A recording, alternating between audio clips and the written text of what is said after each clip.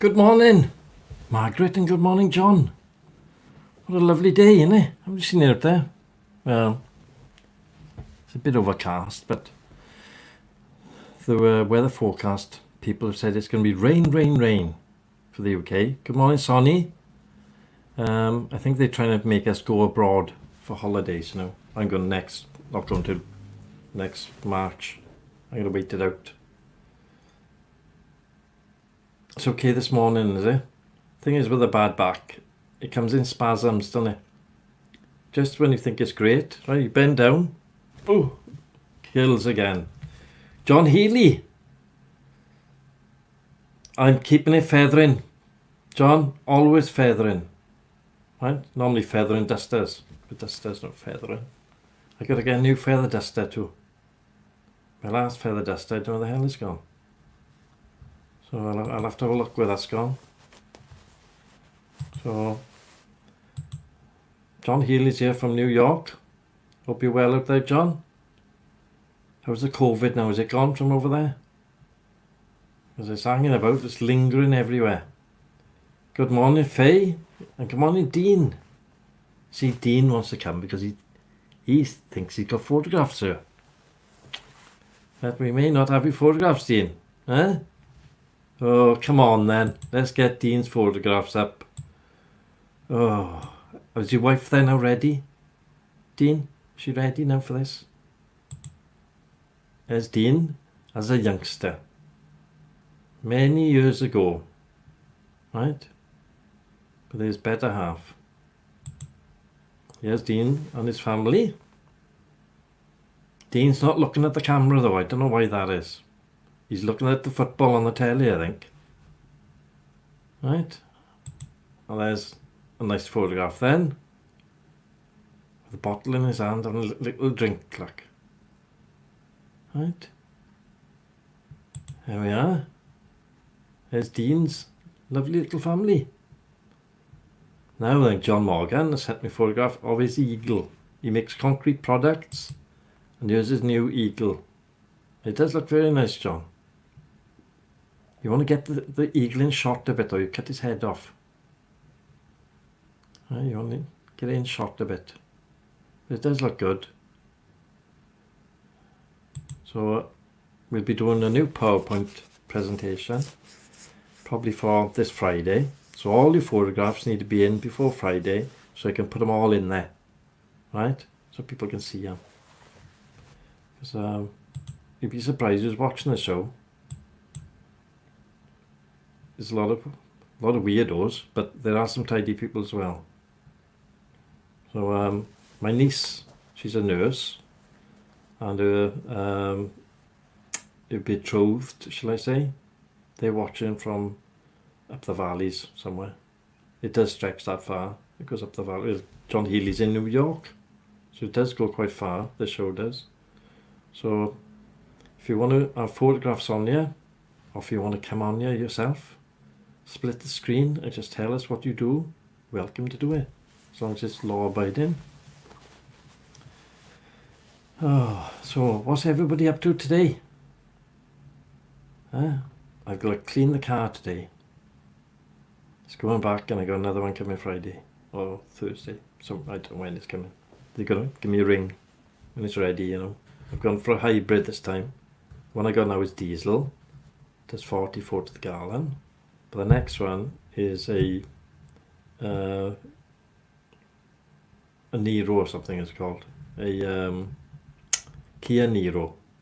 It's supposed to do 58 to the gallon. But we'll see. But it's half battery. It's got a battery on it.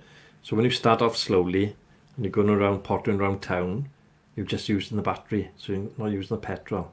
But as soon as you put your foot down, like I tend to do, then the engine starts up then. But it's automatic as well, see. So automatics are not generally good at fuel.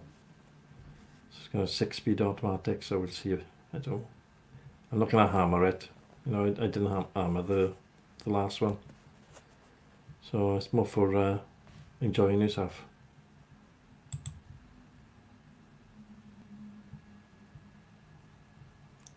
Well, you've got to do what's right. You've got to be ready. Gross, John, is it?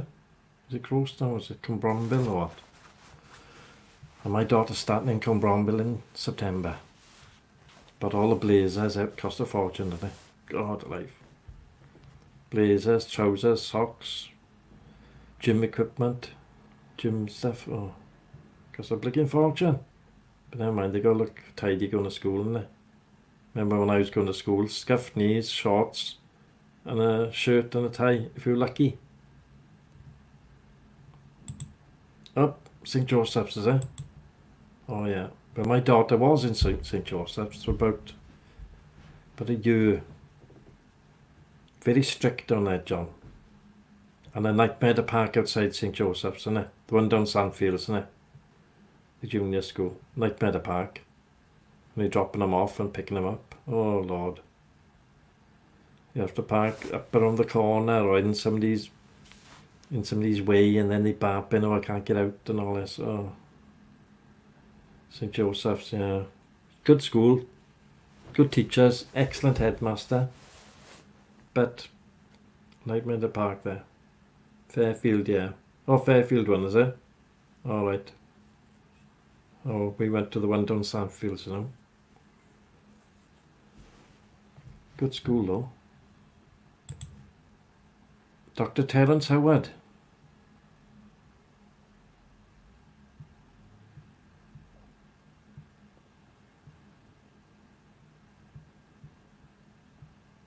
Connor, get your head out of the gutter.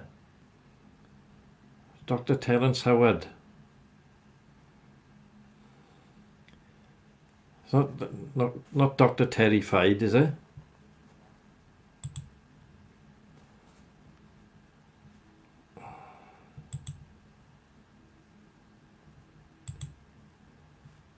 Just put him in timeout for a bit. I don't think he's a doctor. He's one of them people that like to play up. So we put him in timeout now. Just right click, timeout, 5 minutes of timeout, so he can't come back for a bit. But when he does come back, I'll just block him. There's some weirdos come on here all the time. As you know, this show is plagued by blinking weirdos.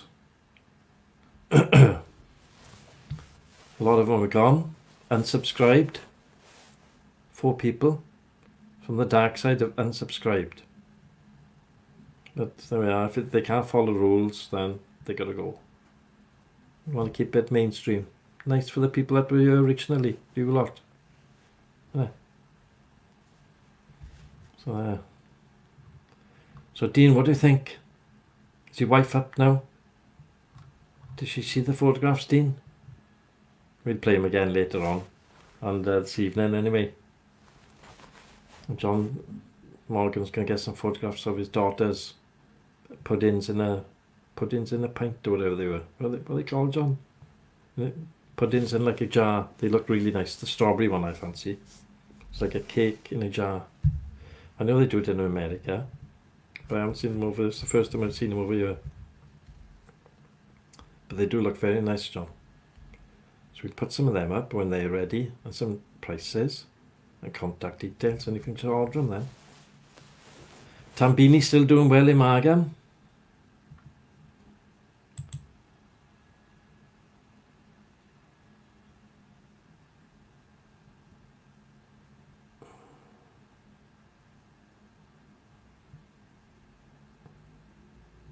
Yeah, but we started it, but then we had to cool it down, Lulu. You have changed. We changed back. Right, we were never that. We did get a bit, you know. But she's welcome you anytime. Right, I haven't stopped there. I haven't banned her or anything. I haven't banned you. We welcome you anytime, but you got to follow rules. That's all. If you don't want to follow rules, go to Chris Reedon's show.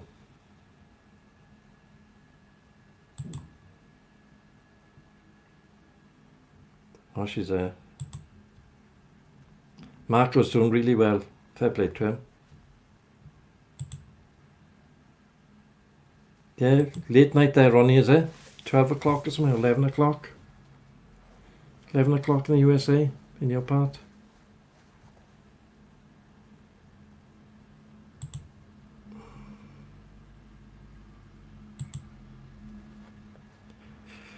All I want to do is cut down on the smut, that's all.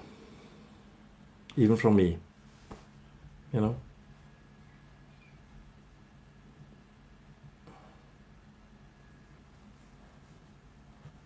I gotta put myself in order sometimes, Lou.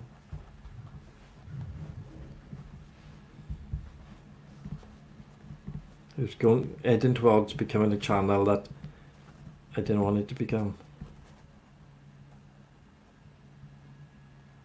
Yeah, she's always here. Faye's always here in the morning. Little chat.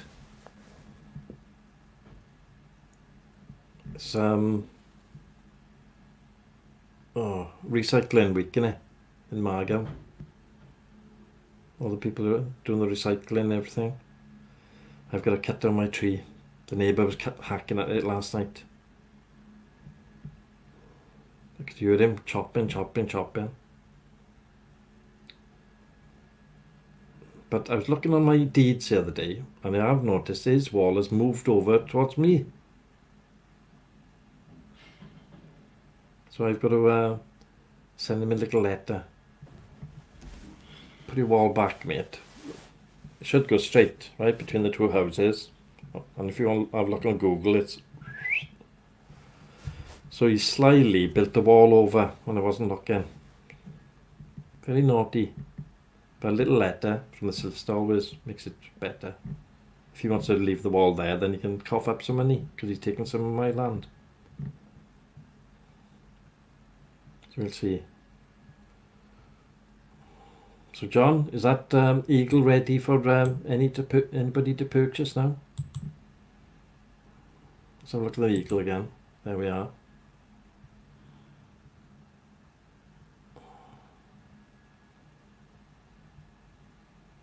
Looks like it's ready for mice. See, an eagle like that in your garden will keep vermin away, because they hate anything, a picture or a model like that that's looking down onto the ground. No rats and they'll come near, because they think it's real, because they're not that intelligent. They don't know it's concrete. Mind you, if it falls on them, it'll still kill them.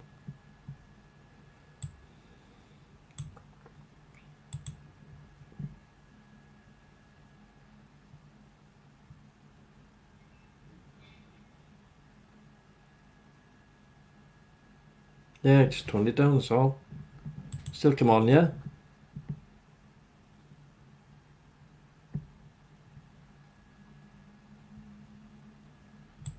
No. It is very detailed, isn't it?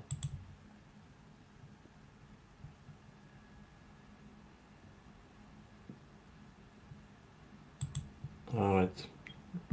In a week or so, is it? Be ready in a week or so.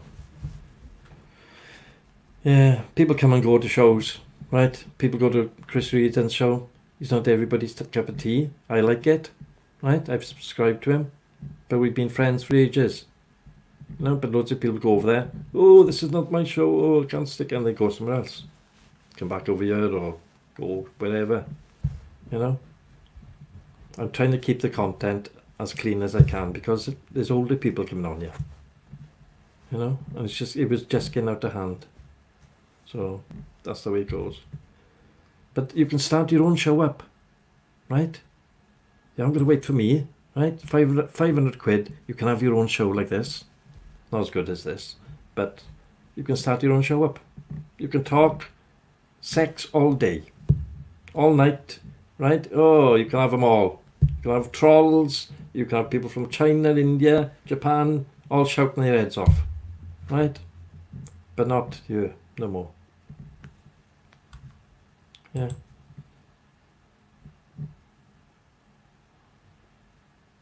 Yes, that's all it is. Choice. You got a choice. If you want to come here, turn it down. If you don't, sling your rock. Yeah.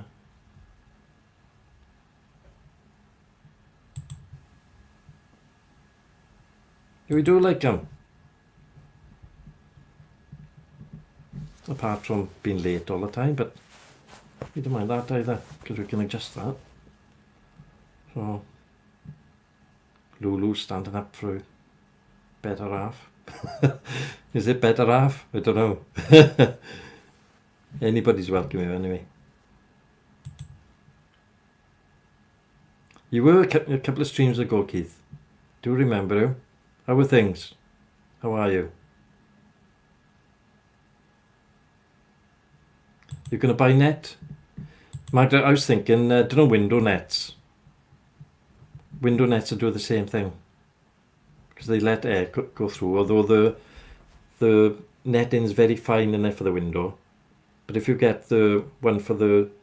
I'll tell you where you get it as well. Zoa's in Neath, they do it. But it's a bit far to go. Is that gardening shop over Beach Hill? Where Beach Hill used to be? I don't know if it's there anymore. But anywhere like that. I wouldn't be a bit surprised if the shop in town got it. That Savers shop, you know, in Forge Road. I bet they got a roll of it there. Got to hunt around, that's all. You'll get it though. Yeah.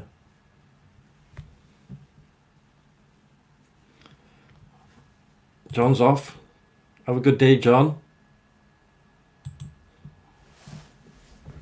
John's going to take his granddaughter to school.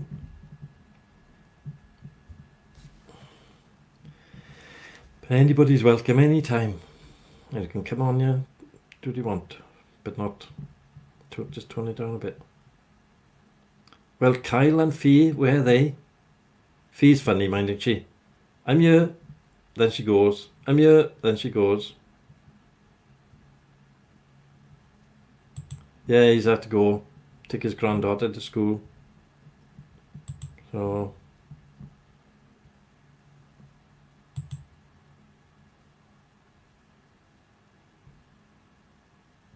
move to where? I've not knew that place before. Where is that then?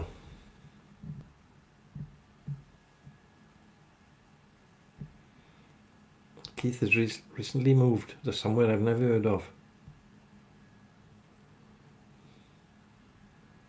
Don't know where the heck that is. Anyway, let's have a quick look at the newspapers, is it? See what the headlines are.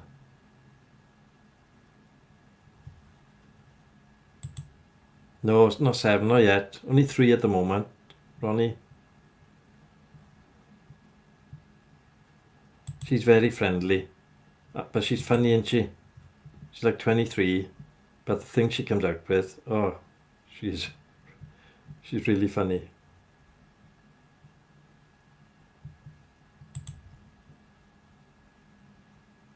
New South Wales, is it? Good gosh. Oh, that sounds fun. No, only 3 they got. New South Wales. I bet it's hot out there, Keith, is it? Phew. I bet they haven't got many shops out there. Have they got shops out there?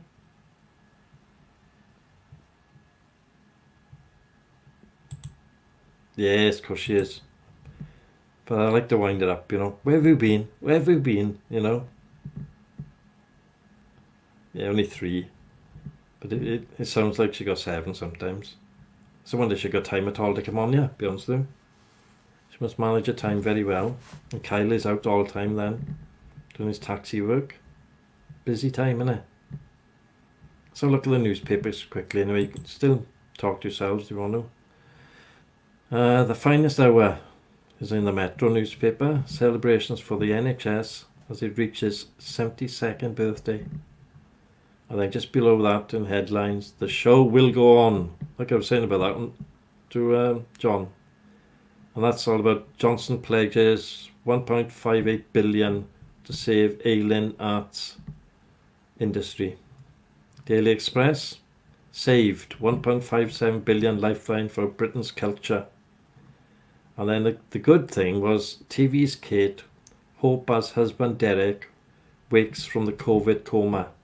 So hopefully Millie will do the same. See? Now I did hear last night somebody in Bridgend, an 83-year-old who had pneumonia and COVID for 6 weeks. She's okay now. She's got through it. Like she's in her 80s, and if she can do it, hopefully Millie will be the same. The Guardian reads out, Johnson pledges 1.5 billion to keep the UK arts sector afloat. And a little side headline, child drug mules sent out dressed as nurses. Keep the flow of drugs going, they're dressing them up as nurses. Even the young boys. Good God. iMagazine, British theatres win emergency funding to avoid arts catastrophe. And then Daily Mail, PM, roll up your sleeves to get tidy Britain. Should be get Britain tidy, shouldn't it? Boris calls for post-Covid clean-up and hails relaunch of Mail's great litter pickup. And the Times reads, stamp duty holiday to help rebuild economy. And then a little side headline, virus could mean extra 35,000 deaths from cancer. Daily Telegraph, cash for firms to hire young trainees. Hopefully they'll get the apprenticeship scheme going again. But will that work? Thing with the apprenticeship scheme, the apprentices were on dreadful money, weren't they? Financial Times, Sonic throws 1.5 billion lifeline to the arts and jobs crisis looms over culture sector. And the Star, you can't believe the Star, mind. Summer washout. Forecasters predict weeks of rain as weather bomb hits the UK. But is that a thing of saying, go and book for abroad? Are they trying to get people to go abroad? So you can't rely on the newspapers for saying the truth now for them.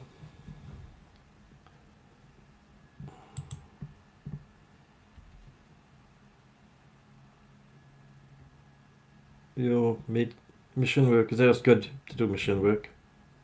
Very good. It's a very good cause, mission work is.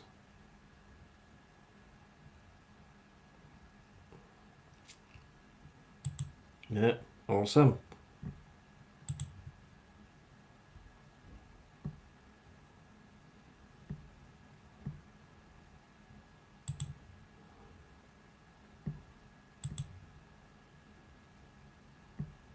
No, it's not good. She's on life support at the moment, which is but we're all rooting for her. We're all praying for her. So you never know, Just wish for the best. That's all you can do. Because I don't know which way it can go. Hopefully it'll be okay. I hope it is. She comes back and it's good news. So there we are. That's the new newspapers for the UK. Weather? Don't know. I'd rather stay over here this year though. They go to Turkey or Spain or whatever. Because their health system isn't as good as the NHS. I don't think so. And the USA, God, Ronnie, it's awful in certain parts in it, Texas and things. COVID's killing everybody. So you've still got people coming on YouTube. Oh, there's not that COVID thing. There's no such thing. It's all made up. They're nuts. They are nuts. There's an old man that comes on here. He was talking sense first off, but now he's saying, oh, it's okay, don't wear masks. Don't wear masks, and the COVID isn't, what everybody's saying it is. Well, my sister had it. She nearly died from it. Millie's got it. She's in a real bad way. The person up around the corner had it. He passed away. There's one around the corner this way, last week. Another funeral. Oh, no such thing. Flippin' heck.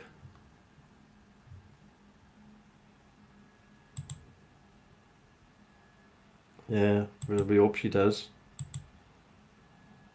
No, I wouldn't chance it. It's too virulent. It's still out there now.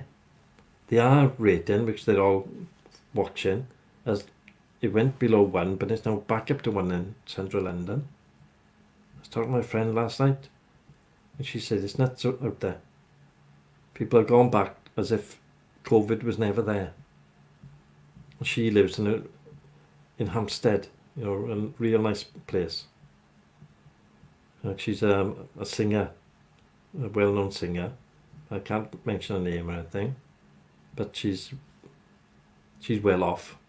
But she's not letting her family go outside. They have deliveries all the time.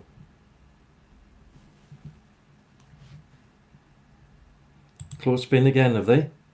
See, they're opening it, closing it. I know they did close a part of Spain, but I wasn't sure whereby it was, you know.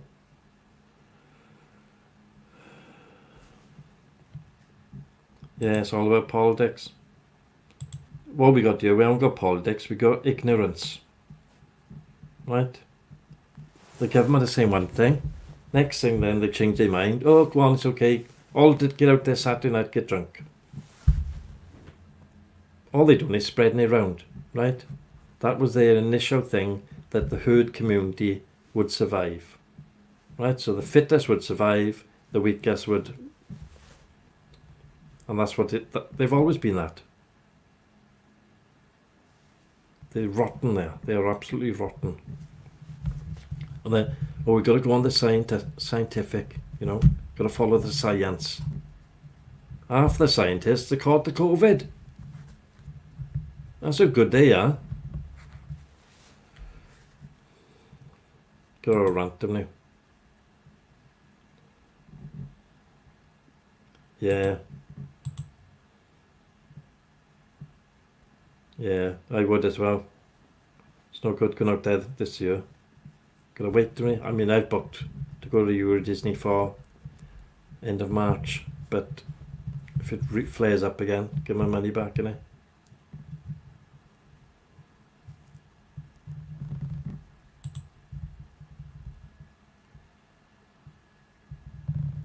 Yeah. Herd immunity. Yeah. That's what Boris Johnson, when COVID first came over here, their scientists said, the herd community. Oh, don't worry about it. Let it go everywhere. Don't worry about tests. Let everybody catch it. No. I think, you know, Wales, the people in Wales got more common sense than across the bridge, to be honest. They're all out drinking in the pubs. I don't drink, but I wouldn't be going in the pubs anyway. Because people are legless, and they bump into you, cough all over you. Then you've got to think, is that pint clean? You know? When they overrun, oh, I haven't got time to wash. Just give him that glass again. Don't worry about washing it. Oh, I'm not going out. And theatres, they die in. I never went to theatre anyway before. Oh, people prancing around. Can't be bothered with it. Yes, it's beautiful places in Wales, you're right.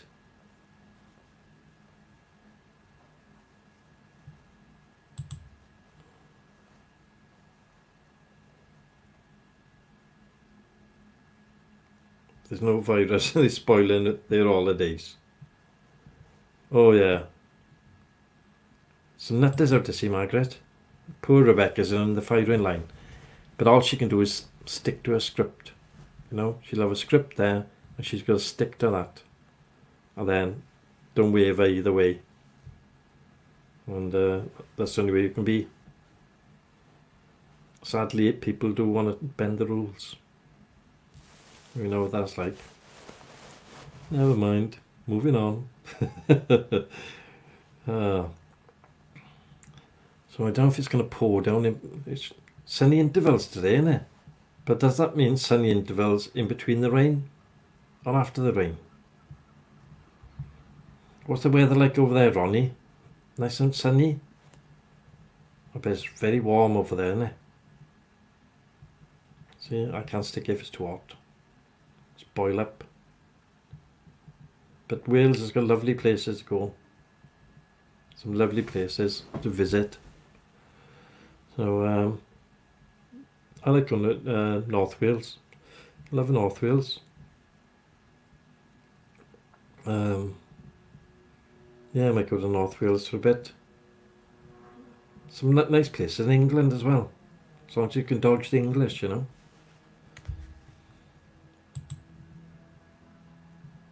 You're awake. Very late though, Shalom. Do you know what time this show starts? Shalom. Michael Lawrence is late as well. 2 people bend over. You're very late.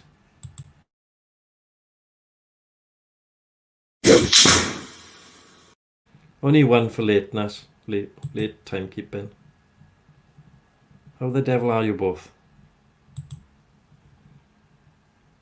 Dean's going on his bike later. I hope it says drive for you, Dean.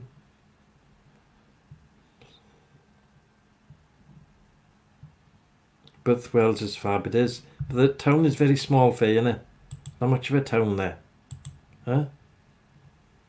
If you walk around Birthwells itself, it's not much town there. I go to Brecon a lot, to be honest with you.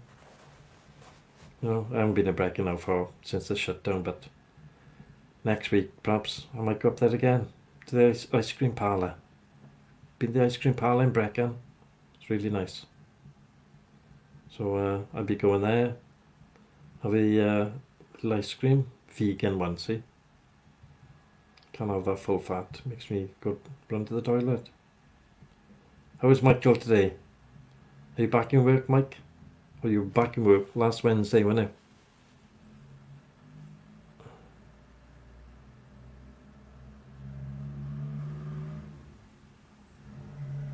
Or back to work on Wednesday, is it? Coming up.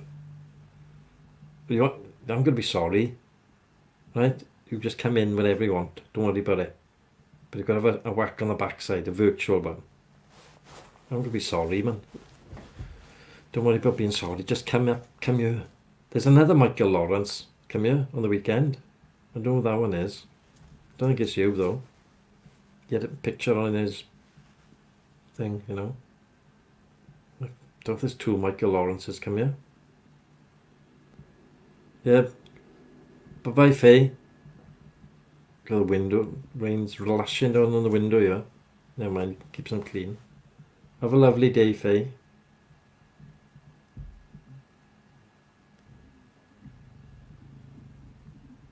Are you going, Faye? Did somebody say bye, Faye? I don't think she's gone yet. Ah, funny, isn't it?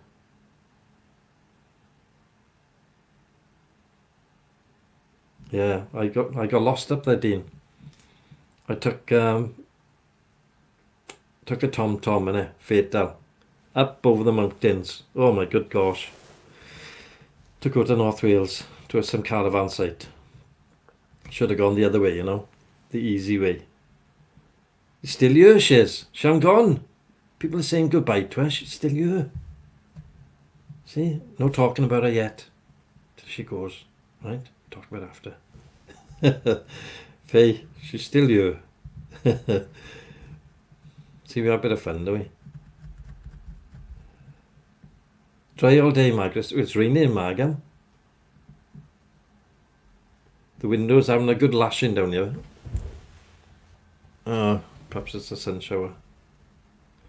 We can't tell in Port Talbot whether it's sun, rain or fallout. She's still here, right? Should have a little flag by your name in it, and as soon as you leave, it goes up or something, you know.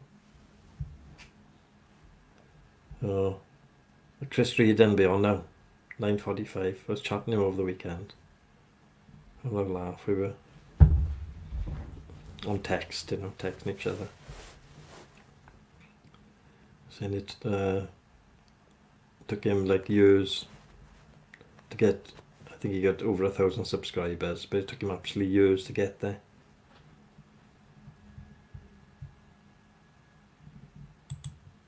Have an haircut. 20 quid, don't Michael, in there? In London, 20 quid for a haircut. I need one. I got split ends everywhere. Not raining here. Well, I hope it's not going that way. It just poured down and then it stopped. Perhaps it's the next door neighbour with his hose pipe. Psh.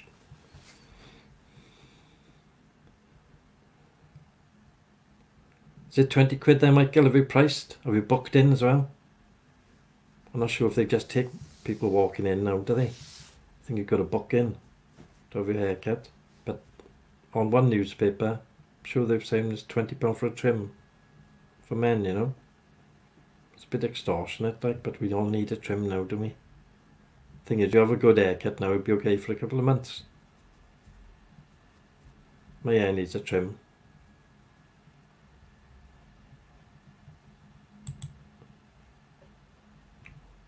Is he looking good, Dean? Huh? Oh, he drove to Lincolnshire, is it? Oh, right. Oh, he's in his caravan then, in his... Oh, that's why he was texting me then.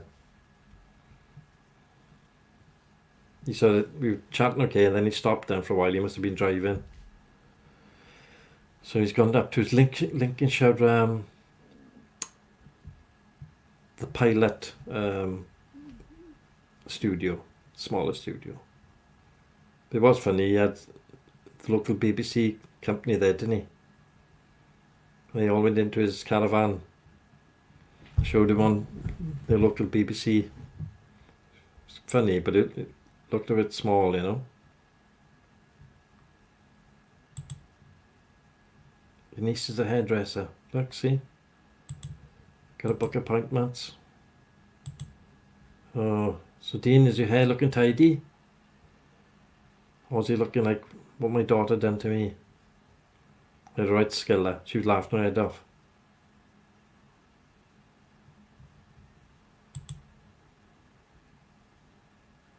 £6. Good, that's cheap, isn't it? That's cheaper than down here. Lot might go. Before the COVID, it was £7.50, yeah? £7.50 for a trim. And that's in Talbot. Good. I think I'll come up there for an haircut.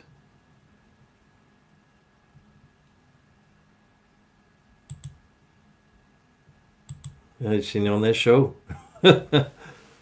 Oh, don't show everybody. It's all, I've pushed it in with a screwdriver, you know. Pushed it all in under the hat. Don't let it out, it's down here. Okay, beard as well now. Be Father Christmas. If you see me on the telly.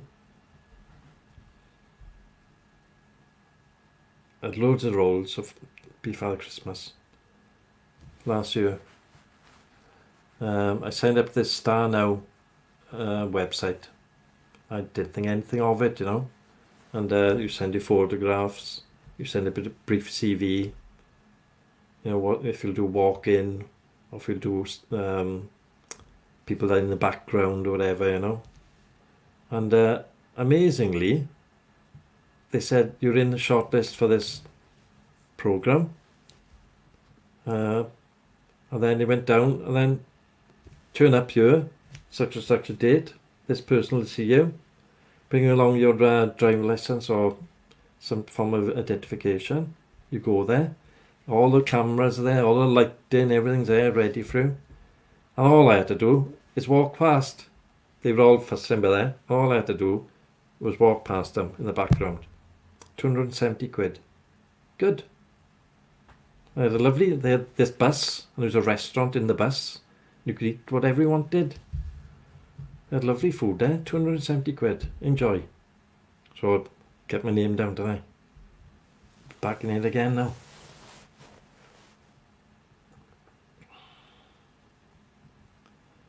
Oh.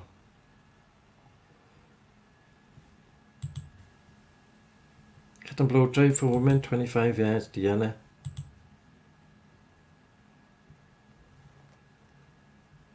See? Gosh. Ronnie. It's Ronnie, his name is, not Ronnie. But Chris doesn't know. But I think if Chris is watching, it's Ronnie, not Ronnie. Ronnie. Ronnie. I'm on it somewhere. It was just a walk-on role, they call it, you know. But if you're more, I'm not experienced of any type like that, and acting and all that, only on you, innit? That's the only acting I do is you. But if you are a bit of an actor, then they put you on better roles, and you can earn 1,500 quid, you know, for a day. And then if they're going to publish that advert or whatever around the world, then they give you a buyout clause, it's called, and they'll give you another 1,500 quid. So you've got 3 grand, right? You've done a little bit of something. Can't go wrong, can you? Up, hold on. Start talking about fee. No. She's going. Oh, bye fee. Enjoy yourself, love. There's walk-on roles in Casualty, because Casualty is filmed in Cardiff Bay. Right? Sometimes they want people just to walk past the ambulance. Everybody you see in Casualty is a paid actor. It's not general public. Otherwise they'd be coming on to them and can I have your autograph, love? Can I have your autograph? They've got to keep it as realistic as possible. So any shot they see with the general public involved, they're all actors, paid by this company. See? Got information again for you. But it was cheap. There was another job up in Surrey, but they wanted me for 12 days. That's Father Christmas. But it was £90 a day. Plus your bed and breakfast or whatever they're going to put you up. Plus free meals during the day. But I thought 90 quid's not much, you know. There's another one then. If you sign up to Star now, they send you bulletins of all the jobs you can apply for. And they send you jobs all the time. I get 2 or 3 a week. You know, I can apply for, but obviously the COVID, you run the risk of catching it.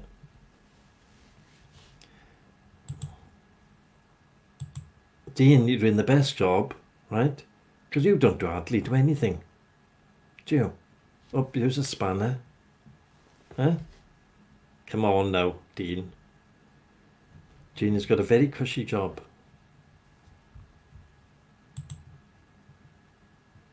Yes, I could do a little screenplay, a comedy. I did think about it.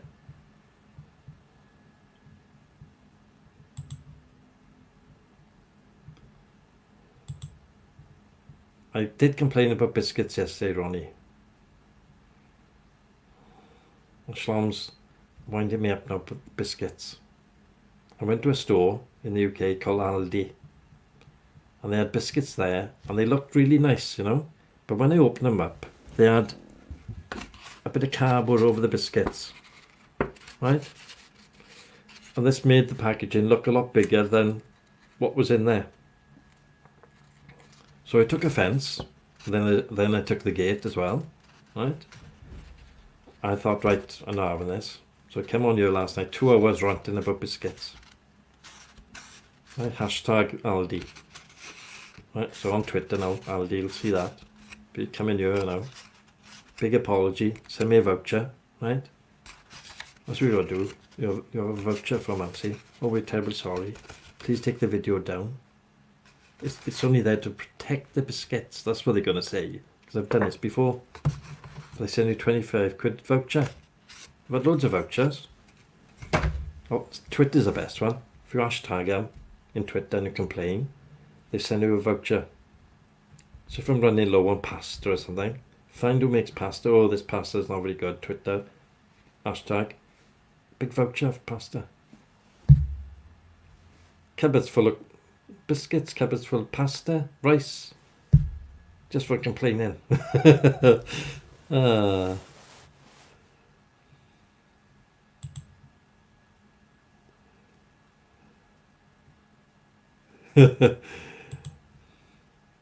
Hey, who's that actor, Ricky Gervais? He's got a little podcast, and he was saying that to send screenplays in. You might get, you know, they are looking for content because the COVID's all dried up. See now? I did have an exploding can of rice pudding from Lidl. Honest to God, right? It frightened the life out of me. It was a big tin like that. I opened it. Whoosh, exploded. Honest to God, exploded. So I thought, hey, can't have that. I got 11,000 followers on Twitter. They can't wait to listen to what I'm going to say. Hashtag the Rice Pudding Company. Just open it. I've showed a photograph of this. I only pierced the hole, but the whole lid bent back with explosion, you know. Covered me in rice pudding. My daughter thought it was really funny because I was head to toe in rice pudding, right? But it was dangerous, wasn't it? So I did complain to Little. I did complain to the company that they source the rice pudding from, you know. Nothing. Poor. Not having that. Could have been dangerous. If I'd opened the can pointed towards my daughter, she could have got hurt. There was a serious point to it. So I wrote to them again. I want a refund for my 99p tin of exploding rice pudding. Came back. Voucher. That makes it all better. And a voucher for I don't know, I think it was $9.99 or something. £10 voucher for Lidl's. With our best wishes. Sorry we overlooked your complaint. I took down my Twitter then. Because you've got to retract, otherwise they're not happy, see. Retract the Twitter. Right? And then wait for something else to happen then. I'm always looking. What could explode on me? Biscuits now. Aldi, right? You watch now. If I get something from Aldi, I'll show it to you. Right? Tesco done something similar with a pre-packed takeaway meal where it had a cardboard cover on it and it looked nice. It was an Indian meal, you know. But when you pull the cardboard cover off, instead of having 2 square bits of plastic with rice and the curry in, they were both at angles, right? Which you got less stuff in them then, haven't you? But you wouldn't know until you got the cardboard sleeve off. If you notice, all these pre-packed things got cardboard sleeves in them. So you pull the cardboard sleeve off, and the little trays underneath, instead of being square to each other, they were angled, so you get less food. Straight on Twitter. Tesco, what are you doing? Ripping us off. Voucher. I'm eating food on vouchers.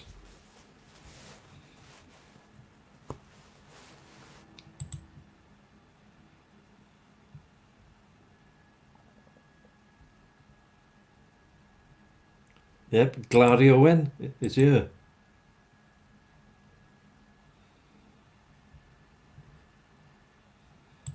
Yeah, it's gone now.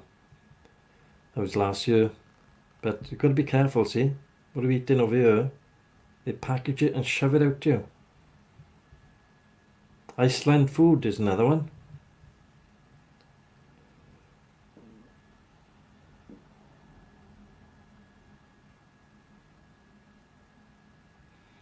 Yeah, look out this Glary.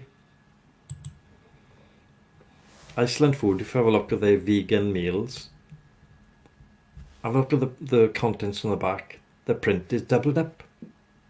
They got all the contents, and then underneath the same contents again. Same quality control. Some of the vegan foods are from Malaysia and all this, but there's no quality control, see? Right?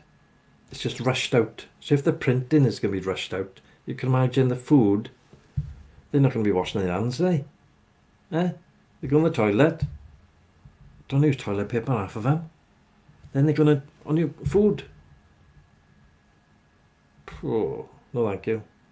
So I've stopped having that stuff from Iceland. I do have other stuff there from there, but I'm not having that vegan stuff from Iceland. Sod that. Not eating it. Whew. Well, they love lawsuits in America, don't they?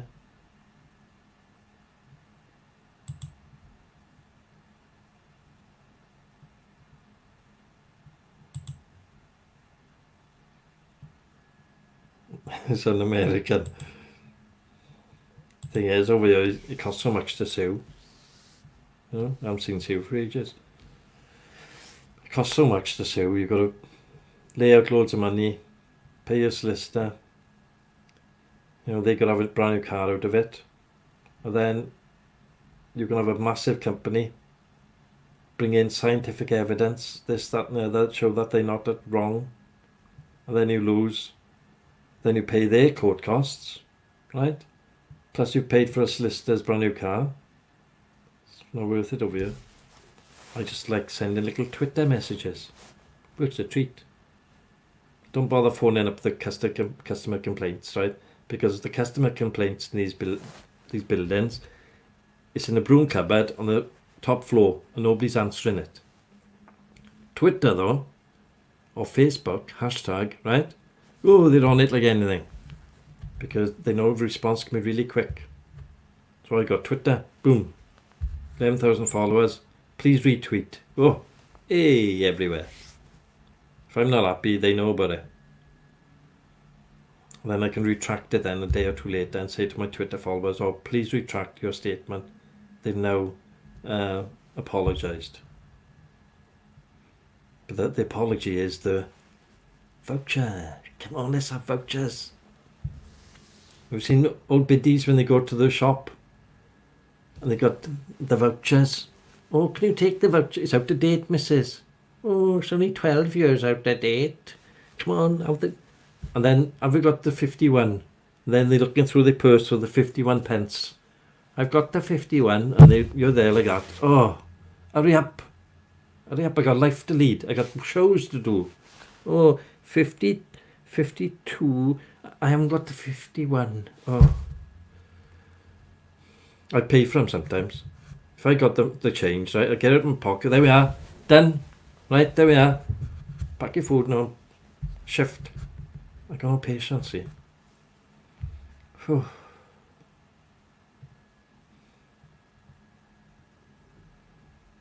Coupons. Yes, get that coupons down there, man. And you get behind the queue, innit, Dean? And there's somebody with 4 of them coupons. And then the woman then got it keyed in because the barcode never works. Why aren't the coupons? Why can't you... They can't swipe the barcode on the coupons. They got to type it all in. You know, that big long number. And their eyesight's always terrible there, I guess. That's why they're working on the till. They can't be trusted to walk around doing other stuff. Flippin' heck. The worst was, right, just before the COVID, just after the COVID started, went to Morrison's. I did do a rant on this, right? And I didn't know, they didn't put no sign up, you could only have 2 of these, 1 of them, 3 of them, right? Went to checkout now, unexpected item in the baggage area. Have you heard of that? Unexpected item in the baggage. Well, it wasn't unexpected to me because I put it in there, right? But you weren't allowed to have 2 of these and 2 of them, you could only have 1. But they didn't say that, otherwise they wouldn't have picked them up, would I?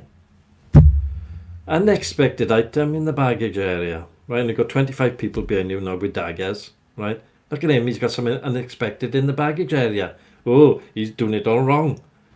Well, I thought I had a list of stuff I had to buy, right? None of the stuff that was unexpected by me. So I knew I put it in there. Woman comes along, oh, you're only allowed 2 of them. Well, I said, it doesn't say that on the shelf, love. It didn't say that on the door. If it said that on the door in the front of the shop, I wouldn't have come in there. I would have gone somewhere else. Right, take that one off, right? What else have you got? Yeah, oh, you can't have that. Half my stuff, right, that I had from Morrison's were taken off me, right? And then there's a cheeky woman next door to me. I won't say what she was, right, because we got to tone things down. But she said, oh, I'll have that. This is... I had 3 bags of pasta, right? 2 bags of the straight pasta and 1 bag of the fusilli, whatever it's called. So instead of the woman taking it back to the shelf now, the woman by the side of me, I'll have that. She had my pasta that I'd picked from the shelf and brought it to the unexplained baggage area. Oh, it was very stressful. But I went out to the shop with half of what I expected to have. It was no good because I had to go somewhere else then for the other half. Wait in the queue. Unexpected item in the baggage area. I don't go shopping at Morrison's no more. Can't stand the place. Not going there again. Oh.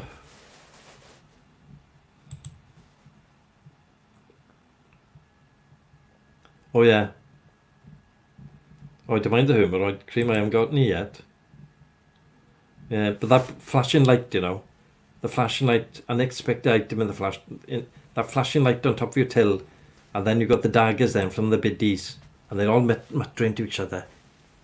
He's got too many things. Well, he should know. We're in a crisis time now. And you feel like, just feel like you could have had a gun and just gone, shot them all. Is that psychotic? Just felt like having a machine gun, didn't you? You jump in the nest and you got the barricades in front of you and just shoot them all. All the biddies. Right, I'm back in the queue and they're all gone. Huh? See? And quiet was resumed. But that's what it's like when you're shopping. You're stressed, isn't it, men? And you can't open the bags. The bags are stuck. They're thermally welded along the top. You can't open them. You're wetting your fingers, which you shouldn't do because you're COVID. I guess you're trying to open the bags. And they're pushing the stuff towards you because the one is doing the thing too quick.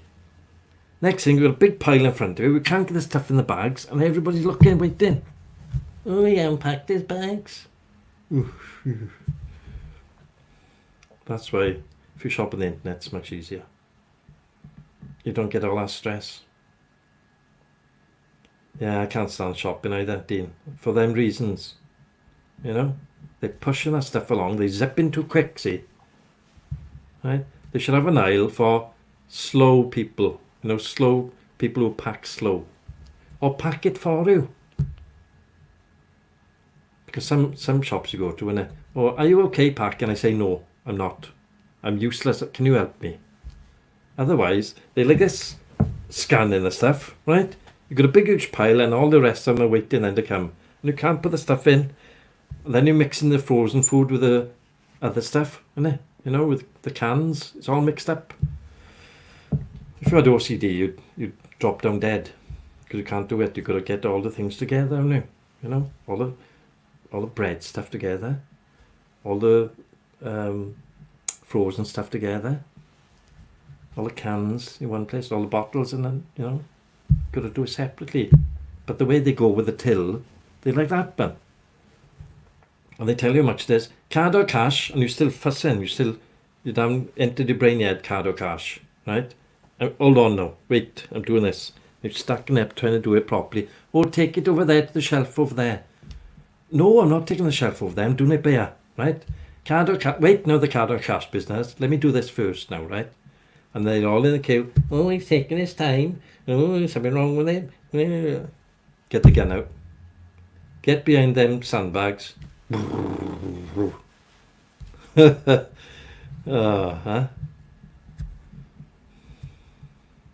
Never mind. See?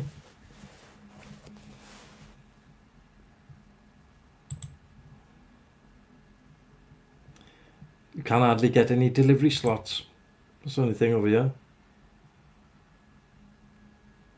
Yeah, due to the virus limit. But you can have them from Philco, Dean.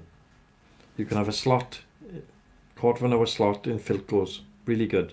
But they are a bit more expensive. But if you go online, they've got an online shop there. Limited availability. But they will deliver. And it's a lovely woman that comes in the van.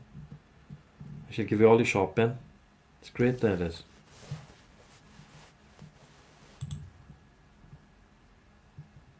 Hold on now, I'll be there in a minute. Oh yeah, that's what they say. Unexpected item in the baggage area. Oh. Can't stand it. So I don't go to Morrison's because they till area. It's terrible. Best one is Tesco for technology. Morrison's lagging down. Technology, definitely Tesco's. Cheapest Aldi. Or if you're going to eat the Lidl's. Lidl's is not as good as Aldi, I find, quality wise. Aldi are very good. But don't get a big load of shopping.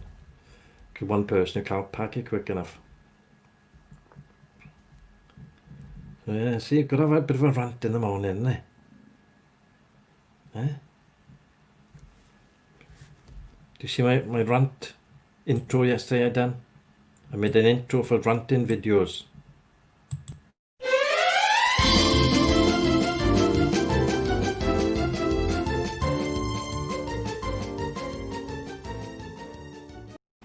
Do you like that? Made that yesterday just for ranting.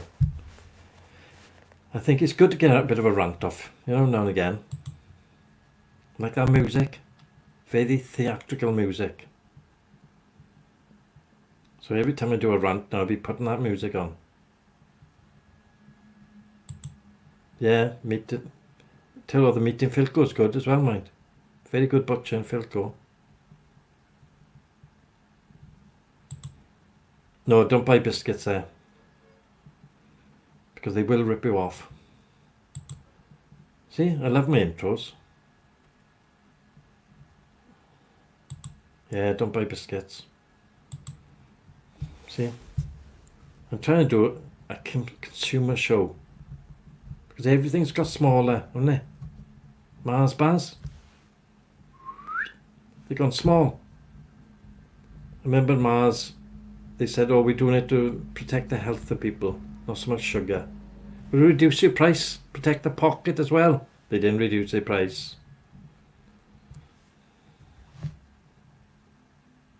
How am I spending my Monday? Ranting on you, Ronnie. I'm going to have a good rant. I'm going to go through all my shopping and find something that's wrong, and I'm going to text everybody. I'm going to go on Twitter. I'm going to go send out their messages and wait for the vouchers to arrive, as if by magic. Linda McCartney pies. Now this is a good thing now. Linda McCartney pies, which are vegetarian, right? You aren't going to rant, but if you send a nice email to them saying how delicious they are, right, you will get a voucher. I think it's for 6 pies, right? So when I run low on pies, I always send a nice little letter to Linda McCartney pies. I say how nice the crust is. It was filling. It's very good value for money. Tell them the shop you bought it from, because that helps, right? Then about less than a week, you'll have a voucher from Linda McCartney. Another lot is the ones that make them vegetarian sausages. Can't remember the company's name now, but they make vegetarian sausages. Send them a little thing. Oh, these sausages are delicious. They're not that good, to be honest with you. But you can't say a nice letter, you know, these are not that good, because you won't do it back from them. Cauldron sausages, they're called, right? Buy some of the cauldron sausages. They're okay if you put beans or something on top of them, you know? They're not a bit like cardboard, minced cardboard in the skin. That's what it tastes like, right? But if you send off a thing to cauldron sausages, these were delicious. Oh, they made my day. Fantastic.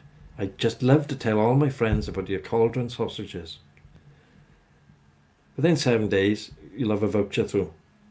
And it won't be 1 or 2, they send you a load. They want that stuff sold because they can't get rid of it. Big load of vouchers. Coming out of your ears. I'm giving them away. Cauldron sausages.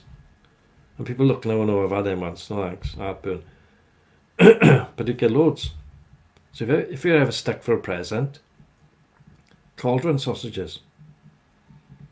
Right? Everyone has to have a hobby. There's my hobby. My hobby is videos and internet and all this, you know. Intros, and I can do all that. Good day, Michael Pullman. Michael Pullman is in Australia. And he's doing his evening meal now. Michael, is that correct? See? Chris Reedon's show isn't on today. He's taking all his studio equipment up to his caravan. He's got like a studio in the caravan. So he's laying it all out. See, it's hard to get everything working. It's hard to get everything working in sync. And that's what he does. He puts everything in his sink. You get a little sink and he puts it all in there. And that's how he gets things in sync. See? It's hard to get the lips to go with the video sometimes, because there's a bit of lag. So you've got to go into the software and delay the software a bit, so the lips match up with the voice. See, and Chris will be doing that as well. He'll be trying it out. Oh, again, the lips are not going the same speed. Right, so you've got to get it in sync, so you get all your stuff in the sync. Check it in there. It's okay then. Victor Meldrew. I don't believe it. I don't believe it. I could be Victor Meldrew easy. No problem. Easy. Oh. Get the vouchers in. That's what I say. Come on. Let's get the vouchers.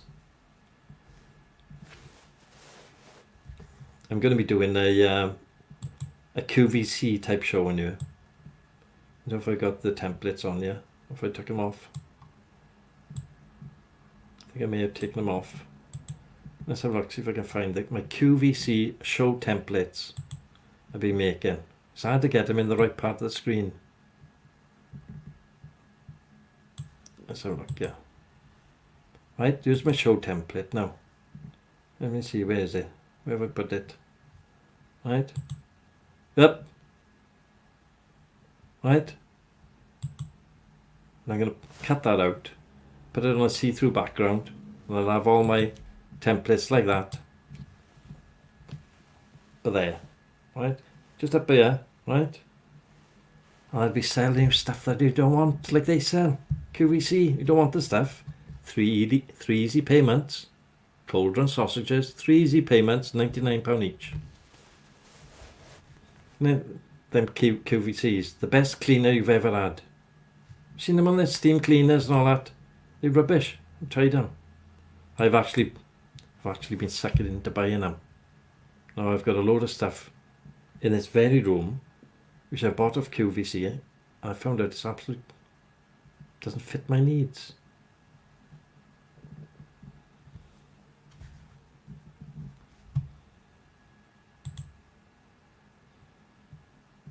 Yeah, just cooking your tea. What do you want for tea then? You want pancakes? They love pancakes over there, don't they? Glary. Victor Meldrew, that's me. I'll be selling you stuff you don't want. And I'll be selling you stuff that I don't want. I got loads of stuff I don't want. But I did sell a painting last night. My Elvis Presley one. I do paintings. I sold a lady on you. Bought the Mr. Bean one. I've done a Mr. Bean painting. I've done Elvis. I've done a Banksy panda bear. That one sold straight away. So, but I do sell paintings. Now, I know Banksy, and he advises me. I talk to him on Snapchat, right, because it's secure. When I talk to him, I ask him, oh, what do you do this, how do you do that? And he tells me. He's brilliant. Gives me as much advice, tells me how to sell the stuff, where to get it, how to order the paint. If I want to copy him, if you want to, don't worry about it, he said. Banksy makes about 20 million a month. But it's not just MC, it's a big organisation. Wish I could make 20 million a month. I'd be in a big studio. Right? But I enjoy doing this. So why do I want all that hassle in it? Huh? The only thing with an electric bike, you could have a long cable. Right? You'd be going along, you go like that when the cable runs out. I might go. Thing is, the electric bike defeats the object of getting exercise, doesn't it? Yeah? And people like to bump you off and nick them. Because they 500 or 600 quid, don't they? So, if you're going to have a fold-up electric bike, great. But then, they are expensive. You've got these idiots in London that'll pinch anything.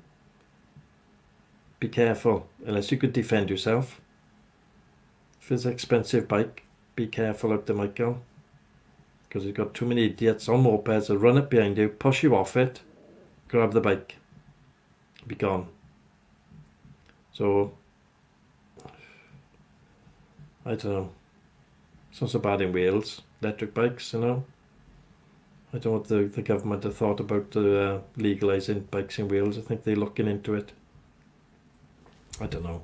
It's just, if you want to buy one, you can afford it. As long as you can protect it. You can't leave them anywhere. See, they'd be pinched.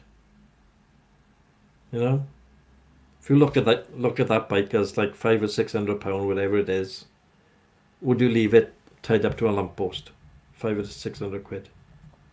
You know, they'd probably only have £100 for it, but they'll do their damnedest to pinch it because they gotta get the wacky backy, the white stuff or whatever they do with it. You know, be careful.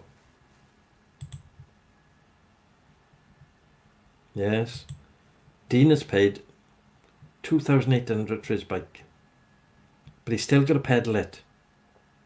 Now, if I was going to pay 2,800 for a bike or whatever he paid, I want somebody pushing it. I want the person who made the bike, come on, push me up this hill. I'm not pedaling for that amount of money. Huh? You can make your own bikes anyway.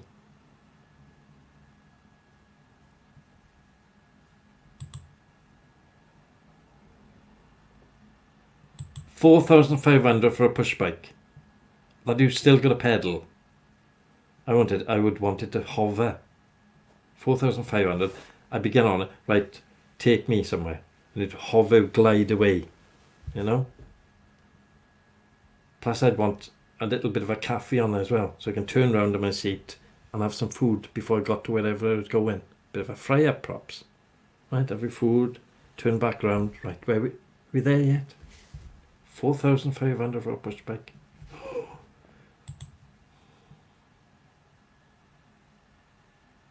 Yeah, that's it, Anthony. It's dangerous. So be cautious, Michael, if you're going to get one. You could be pushed off your bike and you could get hurt, you know. You could scuff your knees, something awful. Because the roads now, you'd be going 25 mile an hour or 15, 20 mile an hour, whatever speed they go. You get pushed off one of them on a moped and you're going to get hurt.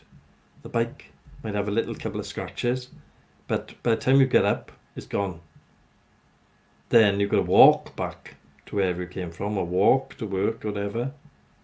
Phone the police, your knees are scuffed. Oh, is it worth it? Just get a cheap £100 bike. They don't pinch them.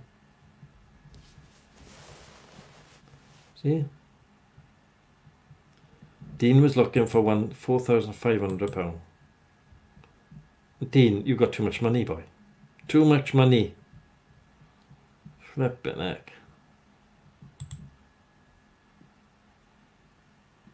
Yeah, they're out there, see?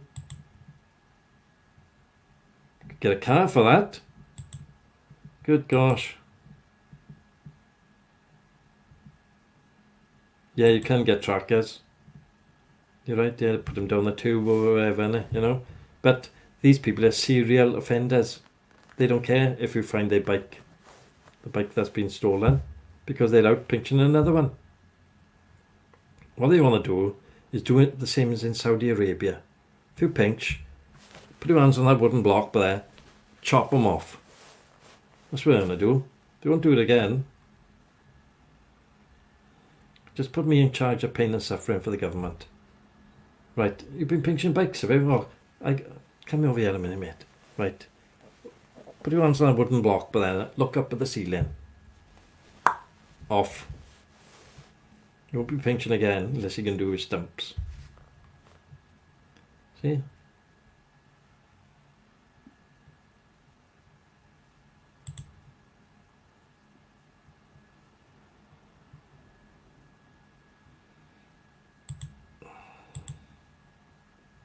Yeah, the thing is, Dean, you be set pedal along with them things in your ears, listening to ABBA, right? They come along the side of you, bump, and off you go, straight into a lamppost. Right? The worst thing is you're halfway through your ABBA song, right? Your latex pants are all shaped, so then pairs of socks down it, right? They're all over the place. Scuffed your knees, and the bike is gone. And you're running after them.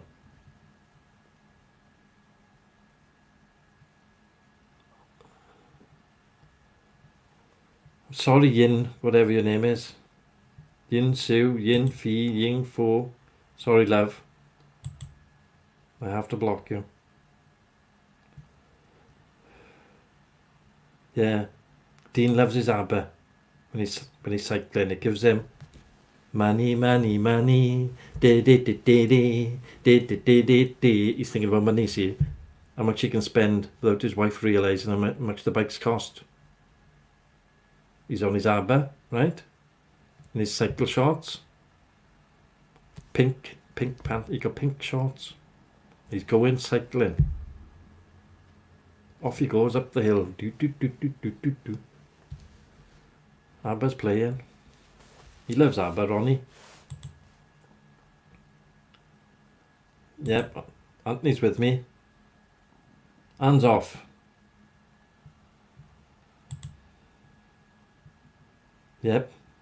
Yin's new IP address is now banned as well. Sorry, Yin. I can't have you in. You're too much of a disruptive person. It's not you, it's the other people. But still, you're the cause. So, yes. Dun, dun, dun. Mr. Bond is in. Good morning, Mr. Bond. Sorry about that little mix-up we had yesterday with your niece. But if your niece had said I'm George Bond's niece, I would have got it, you know. Wasn't sure what the hell was happening. Chris Reedon's on today. He's moving his show up to his Lincolnshire studios.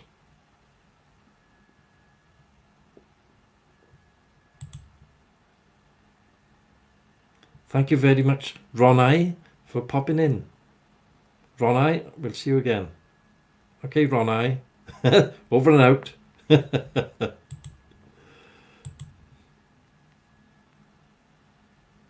No, just the systems.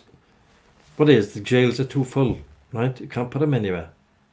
You've got loads of people coming across the channel in their little boats from Africa, where they're not used to having any sort of system, right? They come over here, all they want to do is steal and threaten people with knives, and it's not right. But our justice system can't cope, right? You've got to educate them first. But if you can't educate them, chop their hands off.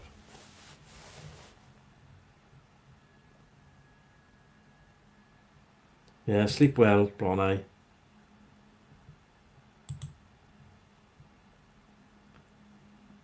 Don't you know Chris Reardon? The United Kingdom Talk? Shalom. United Kingdom Talk. Right? You got a YouTube show, been going 15 years. Shalom, you'd fit in there a treat. Oh. You know what to bend over, Carrie. Come on.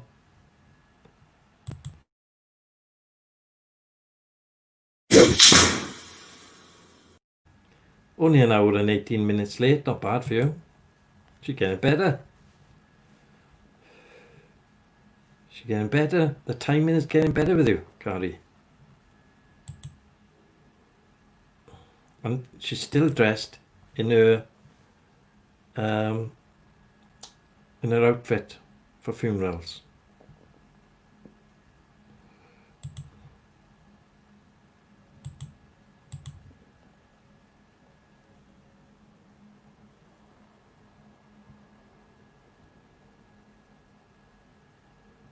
Best thing is to turn him around and send him back. No, he's not. He's sending all this stuff up to his Lincolnshire studio, you know. So he won't be streaming today. So pain and suffering has all been dealt through this channel. And he has told me the ones who are naughty. But we have had them here ourselves. See? So I just had to ban another person who keeps on coming in here on various IP addresses. But that IP address will last 24 hours now. And then they'll be back in a new IP address. I'll ban that one. Pain in the backside really, but there we are.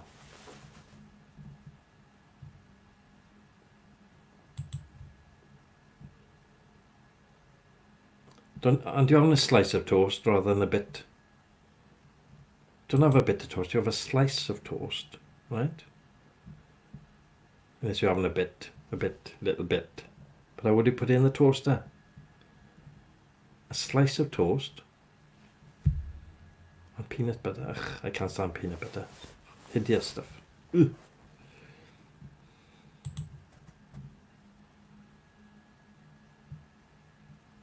Yeah, gone to Lincolnshire last night.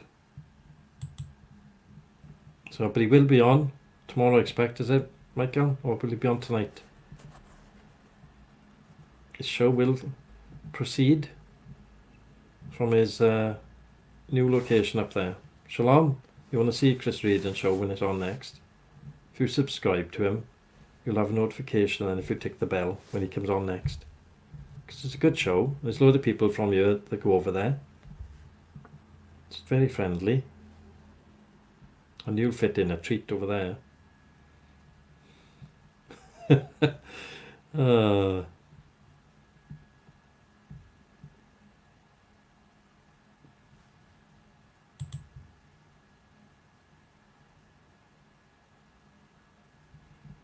Yes. We do get Mandy on here. She comes on here. Mick and Mandy Davenport do come on now and again. But I have toned it right down here, George. It's getting a bit out of hand.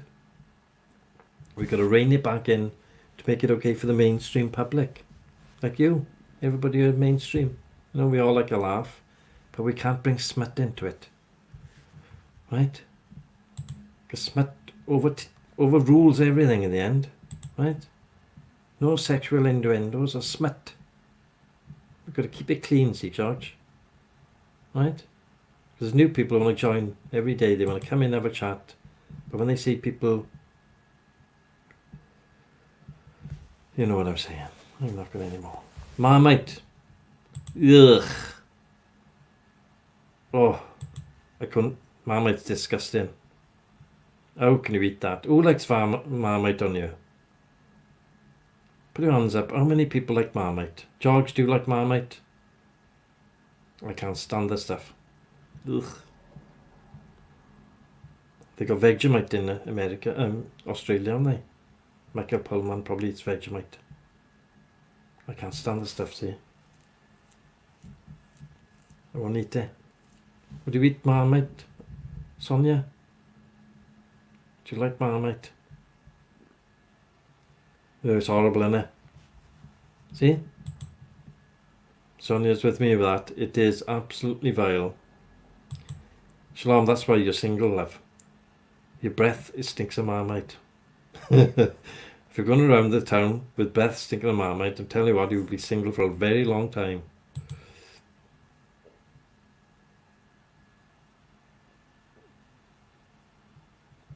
They should have the same sentence here. Oh, you haven't tried a curry, have you? Oh, you've got that yet to come. Oh, you got to try Marmite. No, Michael can't stand it either. Oh, look, see? Look.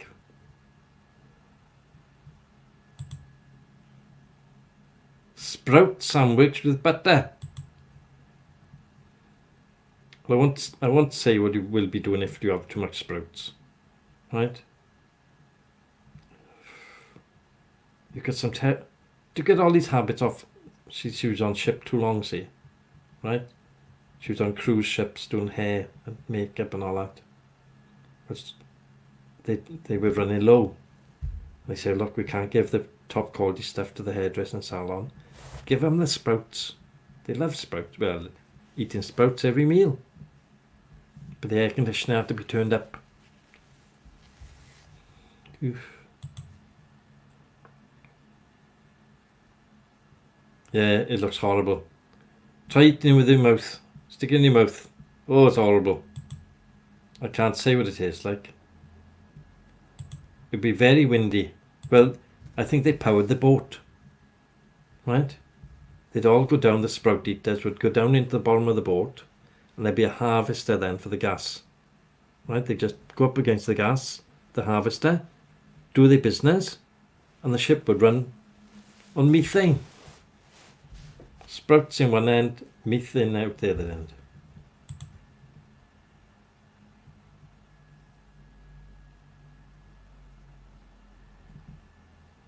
Yeah, go on YouTube, just Chris Reardon UK. Yeah, but I can have a taste of it sometimes. But I did taste.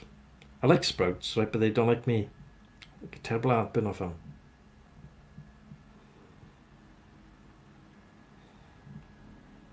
God, can you imagine Shalom's apartment, whatever it is? There's a green haze coming from under the door, and everybody's running past. Quick, run past! I've got to get to my apartment down there, but I got to go past the green haze one there. And they hold their breath, and they run past Shalom's apartment, coughing and spluttering. Right? And all the flies are dropping down dead outside their apartment because of the smell.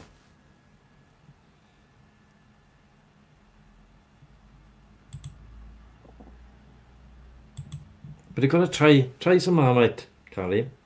It's an experience. You can always complain, see? Right? This is disgusting. Right? You've got to start off that with that word in, right? This is disgusting. Only thing is, they send you a voucher for more of the damn stuff. Right? You have a voucher for 6, but it's good for Christmas presents. Wrap it up and send it out Christmas time.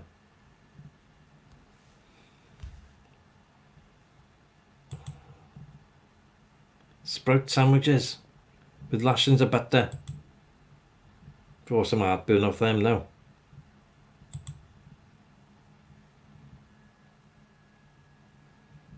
Sprout sandwiches. Oh, can't think of anything worse.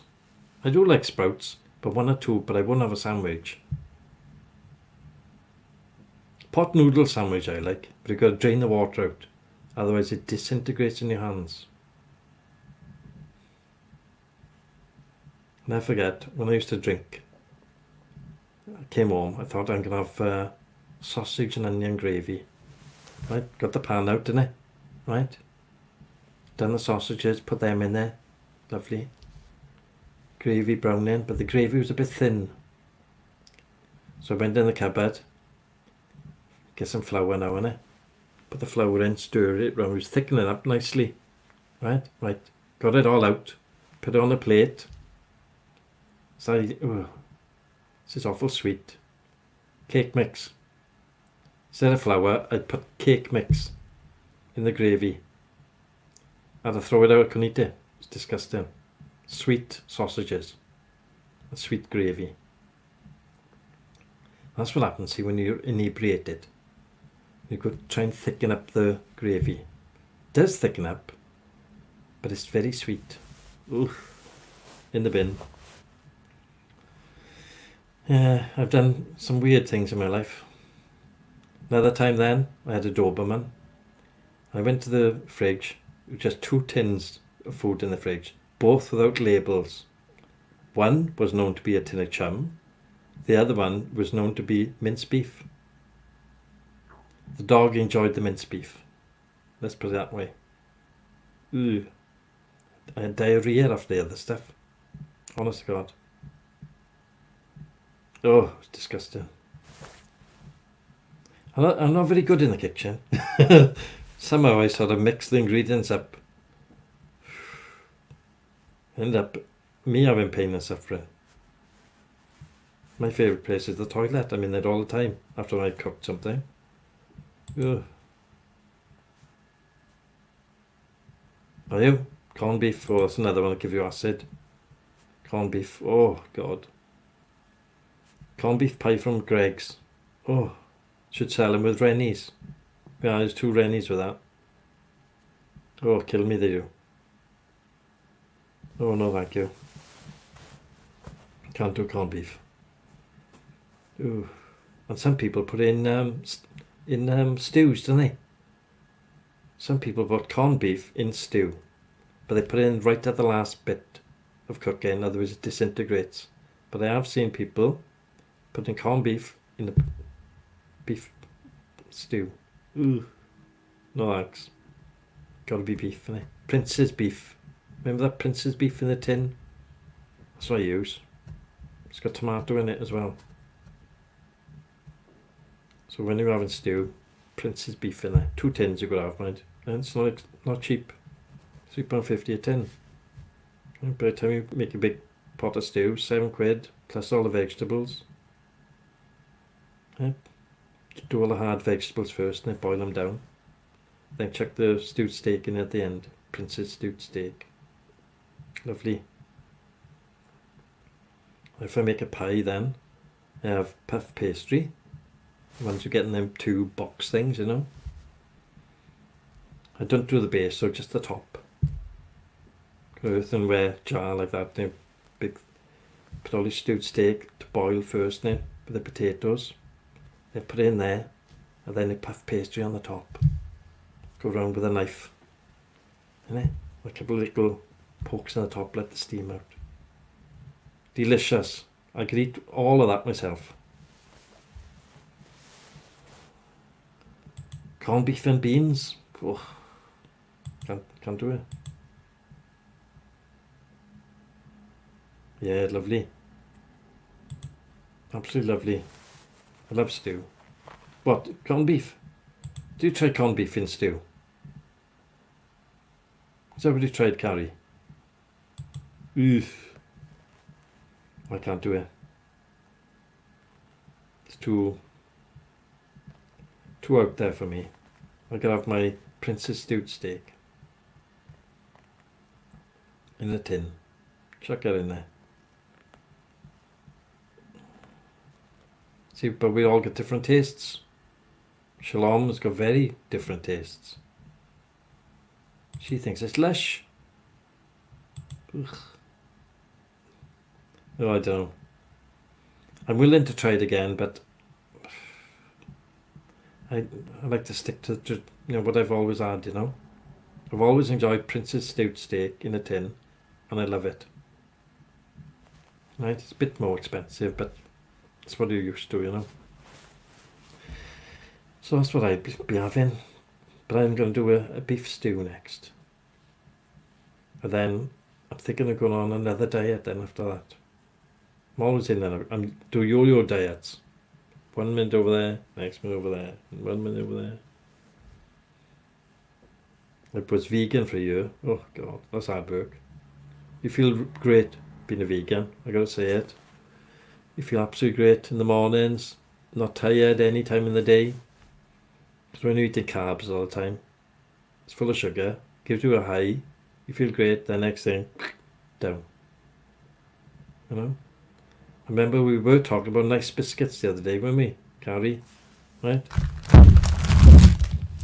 As if by magic. Look what turned up. Nice coconut smell from nice biscuits. Not that I'm eating them, I brought them up here just to have a look at them. Just to have a little... Gotta be strong. Mustn't eat the biscuits. Put them over there out the way. I'll eat them later. No, I'm try and keep off them.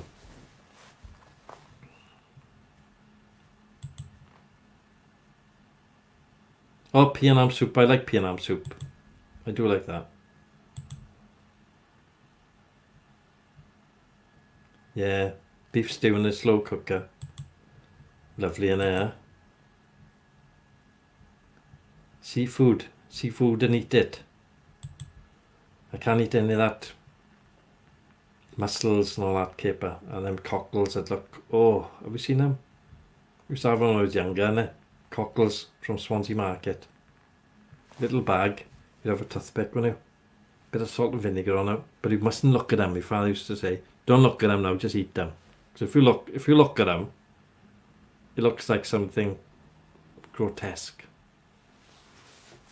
Don't look at the seafood. Whoa, mussels. Ugh, horrible. Lava bread. Ugh. Have you tried lava bread? It's rancid. I don't know what flavour it is. It's bad. Any of you ever tried lava bread? Oh, my father used to eat it all the time. Fried lava bread. Oh. He'd be watching Match of the Day. He'd have fried lava bread. Lava bread. He'd have fried lava bread and some potatoes. And he'd be eating that, watching Match of the Day. 1, I couldn't stand football, and 2, I definitely couldn't stand lava bread.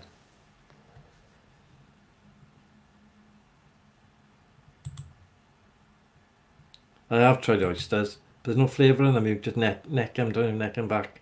Ugh. Bit of a salty water taste them and so on. Aphrodisiac apparently. Didn't do anything for me. Made me throw up. Yeah, cockles there. That's the one. I didn't want to say it on you, but they do look like snobs, right? Snobs on a stick. Ugh.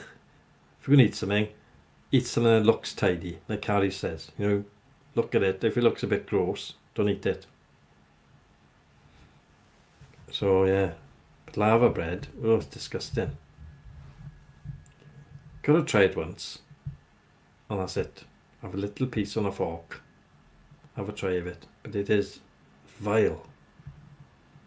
Horrible stuff lava bread is, but they love it in Wales, see? North Wales, Llanelli, they love it. They have lava bread with their breakfast. Ugh. We're a funny lot in Wales, aren't we? Eat anything. Tripe. We were talking about tripe yesterday. Apparently they put tripe in Indian food and Chinese, right? They make it look like beef. So when you're chewing through a bit of beef, because it's covered in flavouring, it could be tripe. You know, tripe is 10 pence a pound. They can't get rid. Abattoirs can't get rid of it. Nobody wants it. They do put in dog food, but it upsets dogs. It goes straight out the back end. Right? Dog's stomach can't process it because it is stomach. Tripe is stomach, innit? It's cow's stomach.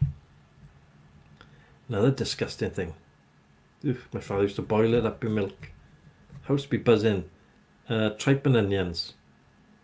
Big huge pan, full up with tripe, right, all chopped up. Onions, milk, boil for 3 hours. Oh, what a smell. You never smelled anything like it. Oh, and that smell would be in the house for ages. Open all the windows.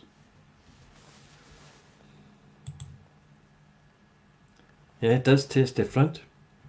Is it beef? Is it beef? Is it tripe? Is it dog running around? No dogs in Neath? No dogs in Britain Ferry?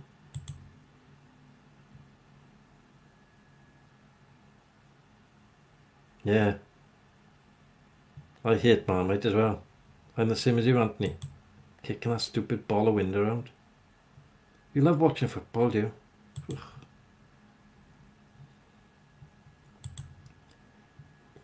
Well, you did live aboard boat. I suppose they were catching them for you, were they? Quick, get the kippers in first, Shalom.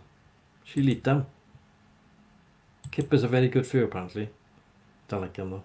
I don't eat any fish. Can't stand the stuff. Leave it swim out there. Because fish, right? Do you know all the waste products from the human body that goes out through the pipe? Guess what's eating it? Cod. Eating it all. Next thing, it's on your plate in front of you. Ugh, no thanks.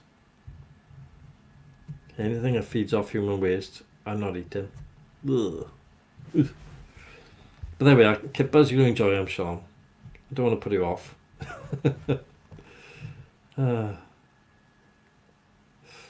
She's cooking kippers now.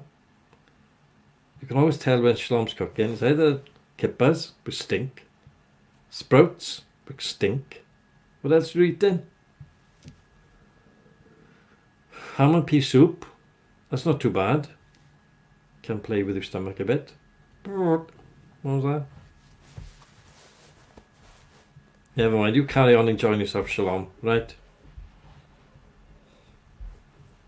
We all got different things to eat, don't we? Oh, you went for kippers as well. I do like salted butter. I love salted butter. Anchor is quite nice. But you can't get more salted butter than that, can you? Dane pack and all that. Yeah, salted butter on fresh bread. Don't forget, I did have a bread maker, yeah, but I was putting on too much weight with it. Because I'd have fresh bread every morning. Begin up, right? Been cooking all night. Open the lid, a big huge fresh bread. Oh, stunning. Cut it, put anchor on top, but you've got to have the anchor. It can't be in the fridge. It's got to be in a butter jar, room temperature, otherwise you can't spread the damn stuff. Right? It's like spreading steel. Right? Put that on that fresh bread, it'd be melting in. Oh, be eating it, be dripping down there. Oh, I'd eat the loaf. I'd eat it all, honest. I'd eat it all. But I live by myself, so it don't matter if I eat it all or not. I'd eat it all at some point. But I used to eat it all in one sitting. Oh, to die for, man. Well, you will die from it in the end. The carbohydrates will kill you. Yeah? Oh, we like salted butter, don't we?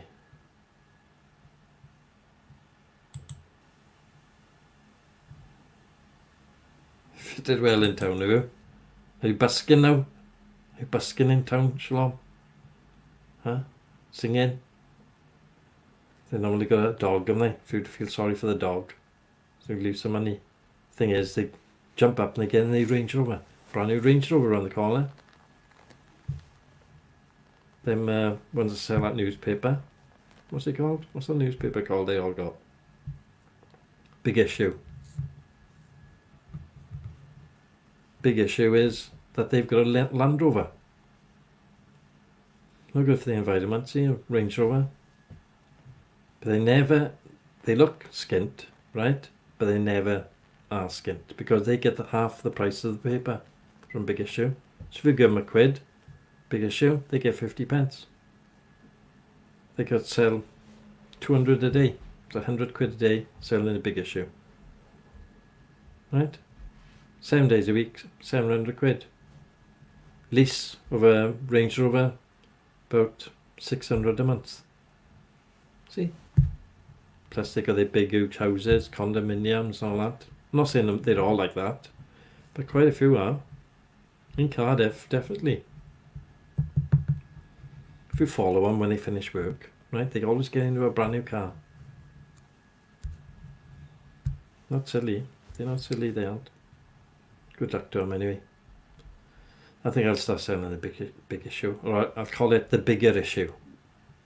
I fill it full of stuff all about the food that we buy in the UK. I'll call it the bigger issue. Full of vouchers. Be a good seller, won't it? Well, do you think I've rabbited on long enough? I've been here for nearly 2 hours. Should we go till 10 o'clock? And then I'll have to do something else then. My backside's starting to go flat here. So what's everybody doing today? Cooking, cleaning, ironing? All women's chores. I won't be doing any of them. See why I'm single, can I? Oh, I want one of them little Thailand ones, you know. Come in, just do all the chores and everything.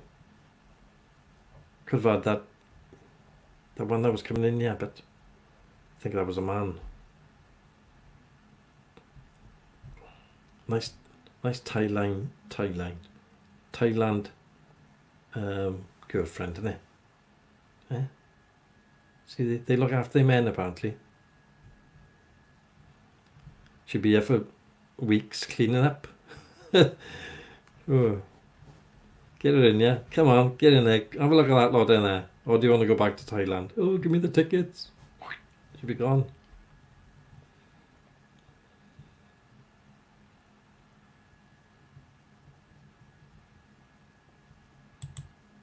Yin, aye. Oh, bloke, probably. Time does fly when you're having fun, doesn't it? Gonna get a haircut today, you know? I wish I could get a haircut. Shalom's a hairdresser, see? Right? But I couldn't hold my breath long enough. I'd have to have it done outside her place. Shalom, can you come outside and cut my hair? I can't come in your place. I can't hold my breath. All them sprouts. Like an egg. I had a hairdressing shop in Station Road. There we are. There's some history for you. See?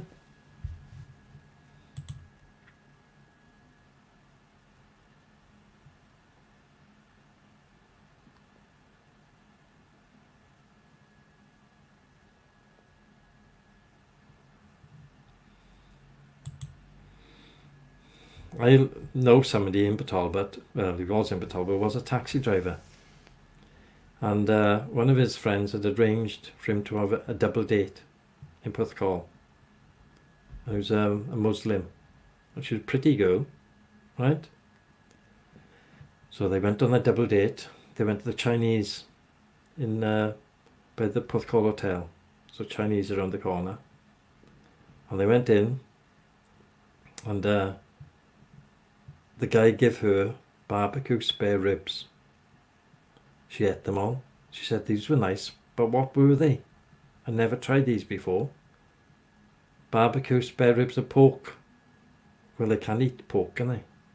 So that relationship didn't last long, but that's the truth. Funny, man. Antoinette Taylor, good morning, love. How are you?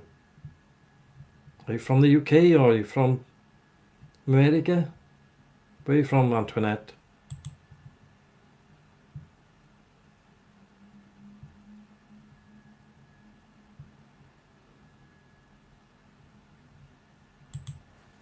She has been back, but I had to take her off. I'm very wary now of people that are coming in. You're from Guernsey, are you? Will you welcome you any time, love? 8 o'clock in the morning we're here. GMT plus 1 hour. And 10 o'clock. GMT plus... Oh, 9 o'clock now, sorry. 9 o'clock in the evening. GMT plus 1 hour. And then on Fridays at 10 o'clock we have ghost stories.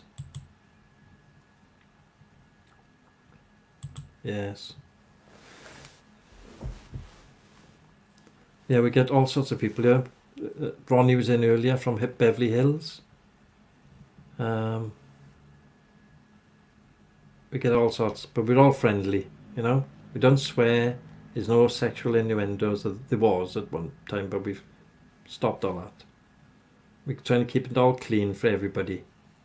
And they welcome you anytime.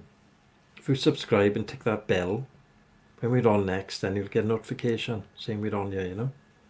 We show photographs. Carrie like shows her cakes she cooks. Carrie's a good cook. She shows all her cakes.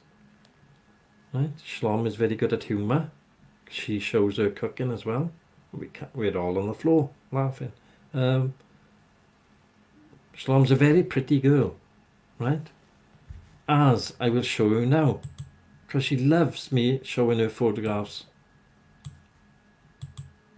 There she is. See in the bottom photograph there, the middle person, and the one in front is a great grandmother. And the top photograph, she's in the middle again with a great grandmother. We've got Dean, when it was taken about 25 years ago. Dean's family, right? Dean is his wife now. And John makes models. See, we got all sorts of stuff going on here. But he welcome you anytime.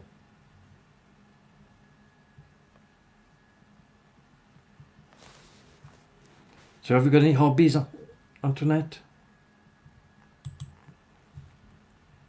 Let's take that off. And we'll take the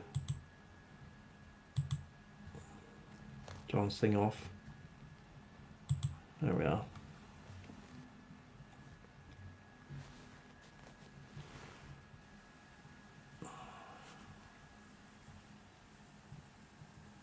Yes, we're all friendly here.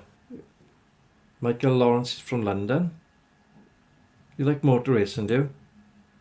Oh, we got loads of people in here like motor racing. Yes, motor racing. I like cars and bikes and stuff. I had loads of motorbikes. I had a Porsche 911 when I was younger. I got a photo somewhere. I'll have to show you. Yeah. So we're a cross section. Some people like fly in, some fly off sometimes. But you're welcome. So do you drive a racing car?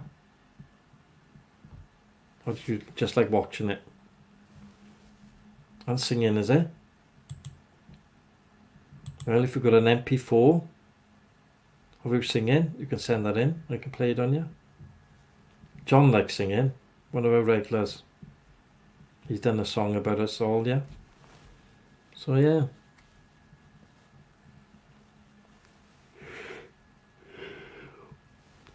Yeah, we do all sorts of stuff we do. If you'd like to send anything into the show, you can send it to there. It says send answers because we do a quiz now and again. But if you send it there, then we'll have your pictures or your video or whatever you want to send. Look, we even do the weather. Look, see? Multifunctional. The show can do anything. Today's weather cloudy. There we are. Do all sorts, yeah.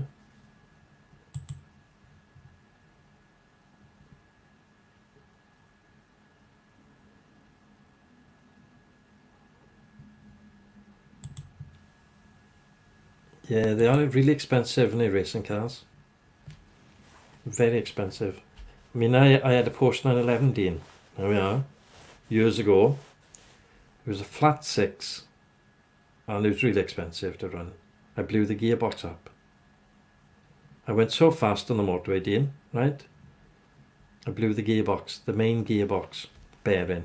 £650 for bearing.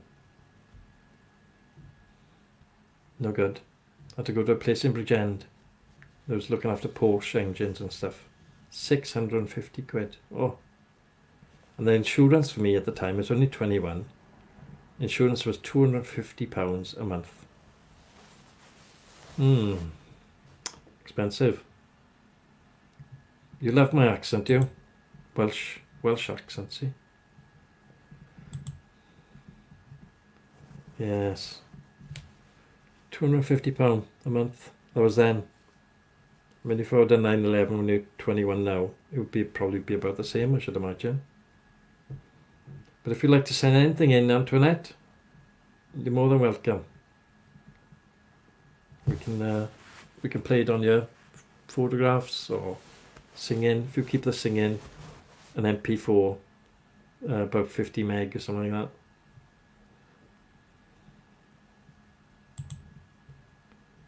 You got that. Look, Dean Bear now, he's always saying he can only dream, but he can have any car he wants. He's loaded. And you, Dean, you're absolutely rolling in it. He's on about buying push bikes at 4,500, which you still got to pedal yourself. I tell you what, if I paid that amount out, I'd want somebody pushing me, definitely. Or twin, you know, they can ride and I'll sit in the back reading the paper. Ideal for me. Too expensive, man. Push bikes. God. Was it Eddie Merckx who used to have push bikes and Claude Butler and all them? See, Claude Butler, 531 throughout. Dean, do you know about that? 531 throughout. The tubing. See, I've been there.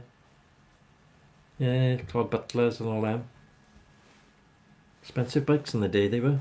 But they were proper racing bikes, not like the mamby-pamby ones you have now. You know? You see these mamby-pambys on these bikes they're on. The bike is doing the work for them. They're not proper pedaling bikes. The racers, the really thin racers, you know, fixed wheel, right? You come down a hill, your legs be going like anything.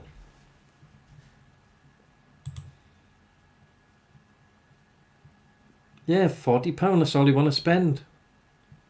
See, Antoinette's got her head screwed on the right way. 40 quid, that's all we want to spend. Not 4,500, Dean. You've got too much money. Oh, I'm working hard. He's in there. He works in the steelworks. Well, he attends the steelworks. He's got the most cushy job in the world in there, apparently. right? Somebody comes in and wants a spanner, you press a button, the machine gives it to him. Comes back in, press it, goes back in the drawer. He's there playing his Game Boy, whatever he's on. Is that right, Dean?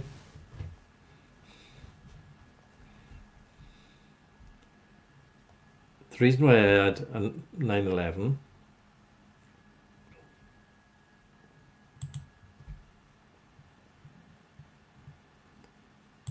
electric bike and a long cord.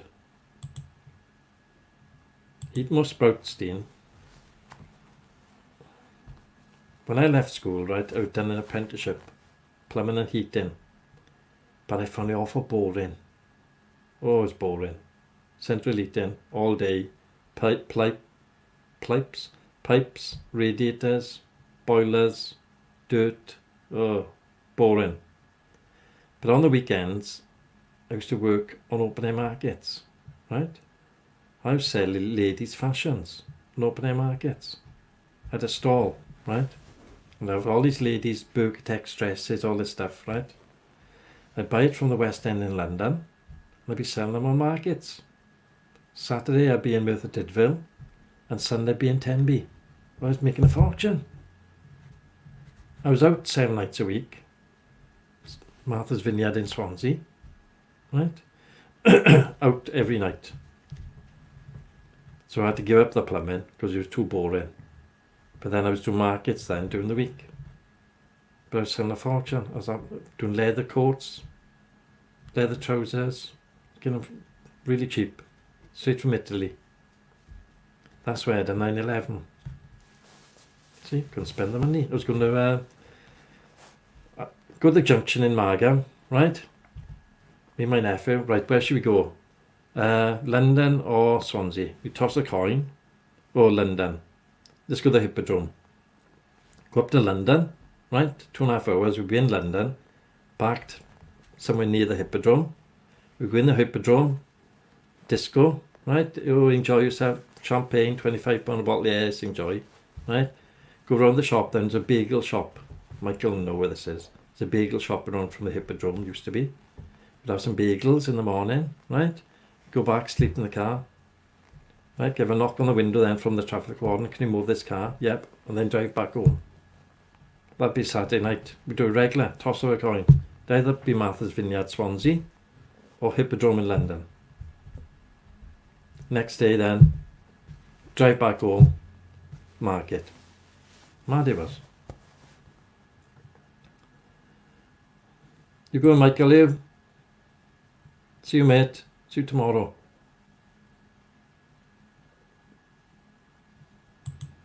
Yeah, I wouldn't pay that either. It's too expensive, man.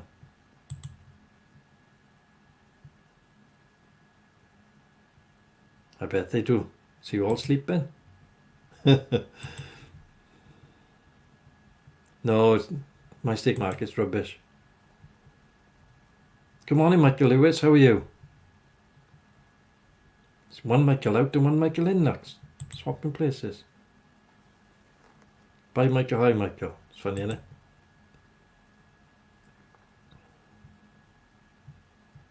See, he's originally from Caira. Sheep got only twos. He is late. He is late, and it's a customary when you're late here to have a whack on the backside.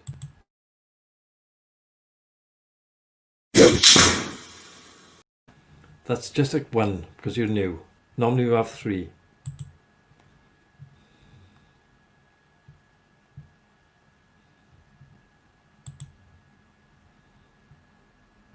All right, you just come home from work, have you?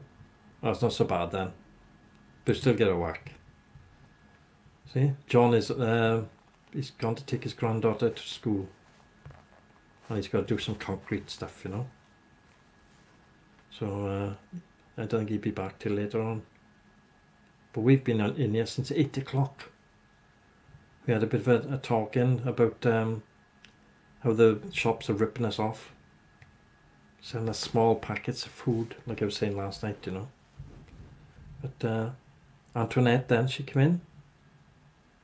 And Can't remember if you're from Jersey or Guernsey. Yeah, one of them. Are you from Guernsey or Jersey? Jersey. See, I can't even say it. Excuse me.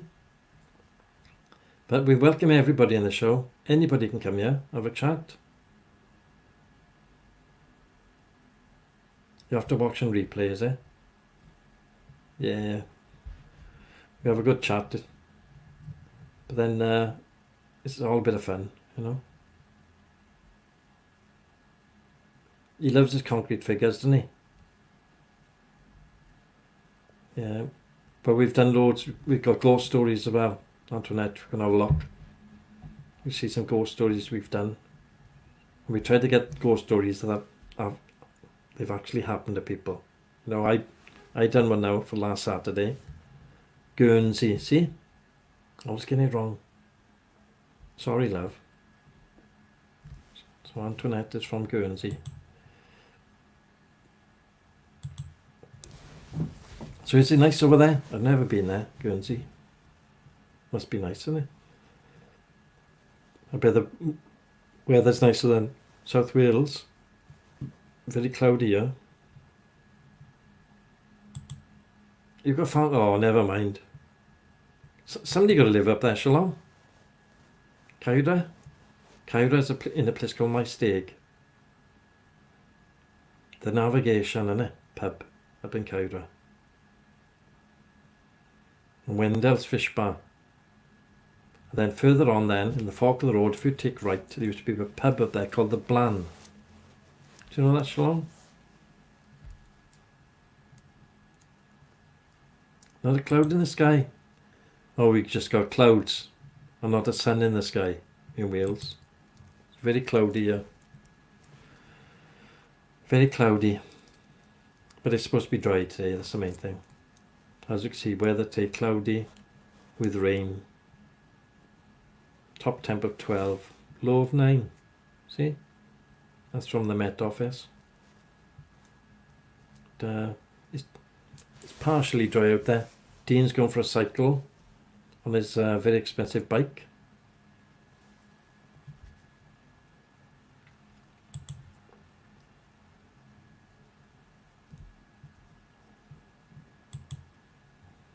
See, Caira, a little fact, is that Kylie Minogue's grandmother is from Caira. That's right, Dean, isn't it? Kylie Minogue's grandmother from Caira and My Steak. There we are, little known fact. See, she does go up there now and again. Or did. I don't know if she's passed away now. The grandmother, I mean. Excuse me. So what do you do in Guernsey? Antoinette, do you work in? Are you in school or what? No, I've never been there.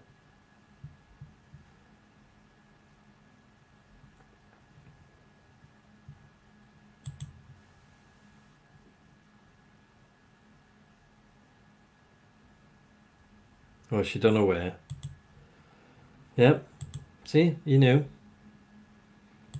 Kylie Minogue's grandmother used to live in Caira there.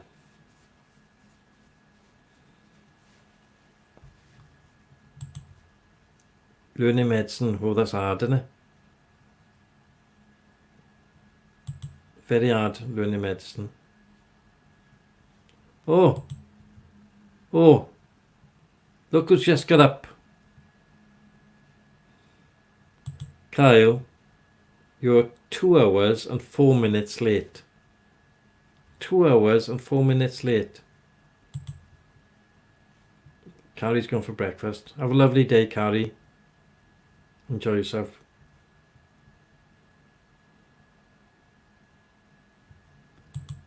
Yeah, I bet it's very hard, yeah. I think there's a lot of sick people about, isn't it? Carrie's gone. We've got a new person in, Antoinette Taylor from Guernsey, Kyle. Kyle, we won't say what Kyle. Kyle is Kyle. You'll have to get to know him. He has got a girlfriend of long-standing relationship, but we can't go into it much because Kyle's other half wants the relationship to prosper and they want to get married. Well, she wants them to get married, but Kyle wants to, they've only just met. They've only been going out 7 years. Isn't it, Kyle? Only 7 years you've been going out. Don't want to rush anything, do you, Kyle? My new Dean, he's been engaged for I don't know how long. Is it Dean? I get mixed up with the people come on here. Some are engaged, some are not, some are single, some are not. Get all sorts of people on here.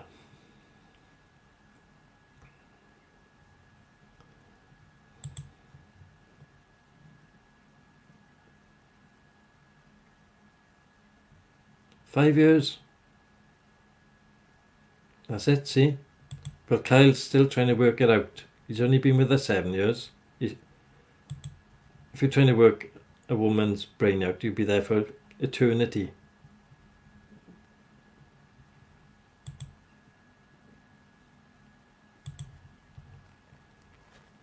Trying to work out what a woman thinks, Kyle. You're better off just marrying her and get over and done with. Because if you're trying to get in her head and trying to work out what she's thinking, it's never going to happen. It's like a different computer language between the man and the woman. It just goes and stops.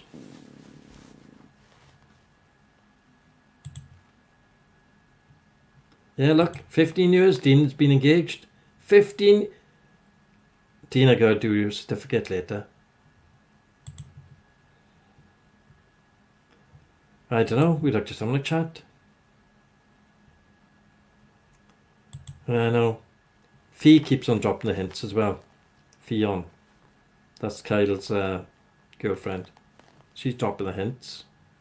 But still, it's unregistered. But Kyle is still trying to work it out, see? But they've got 3 kids. So he's not trying very hard to work out. He's trying something else. Yeah, keep on dropping the hints. Get him on here. I'll drop a big hint to him. I'll tell him. Now go and get engaged to Antoinette. Come on, or get married. Come on, stop messing about. I'll tell him straight. Look, there she is now, Fee. Fee, meet Antoinette. Now Antoinette is trying to get her boyfriend to get engaged. Right? I've tried to tell Antoinette that you've got the same problem. But then Dean has been engaged for 15 years. Still not married. See, there's a reluctance here for the C word. It's called commitment. Right? Shalom's been through it. I've been through it. I've been through it many times. I've been engaged 3 times. Near misses. Near misses. Get it?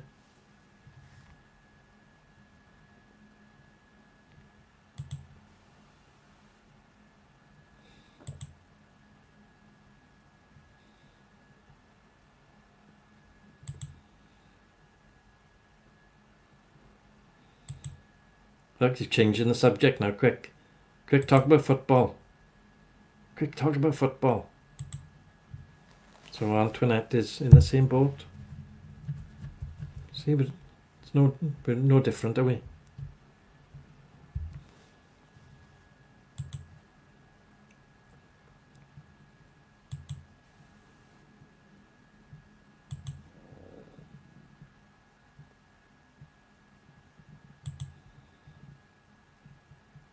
What's for breakfast?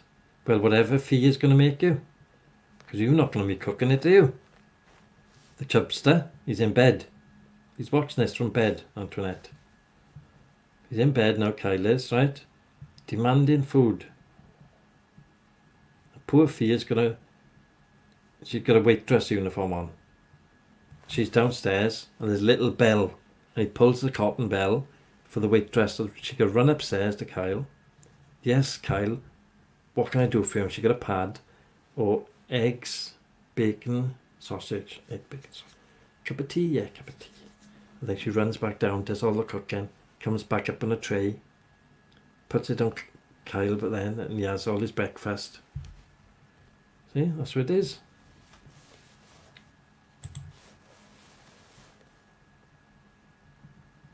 Oh, it's not happening, is it?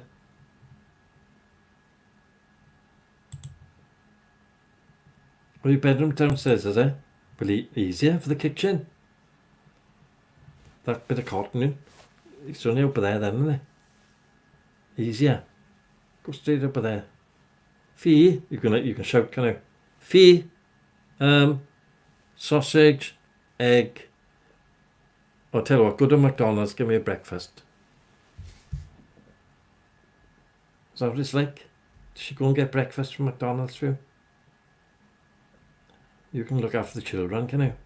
You can be trusted for half hour anyway to look after the children. Without getting paint all over them. And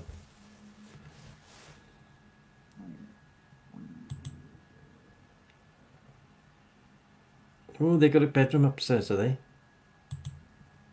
I know why you're not on the same landing as them. Them running in all the time when you're talking.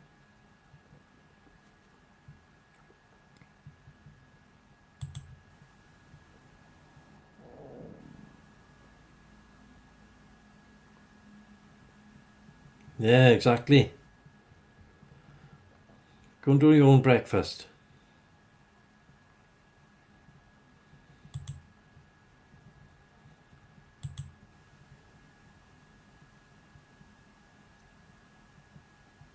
Oh yeah.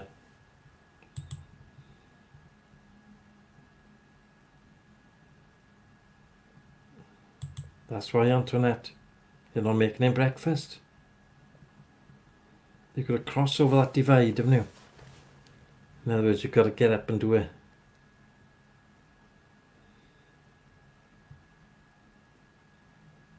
You used to have a teas made years ago, didn't they? Little machine by the side of your bed. Make you a cup of tea in the morning, but he wouldn't do toast, would they? Imagine all the crumbs though from the toast in the bed. Oh, be a killer, wouldn't it? So Antoinette, you'll have to get up now. You have to get up and do his breakfast.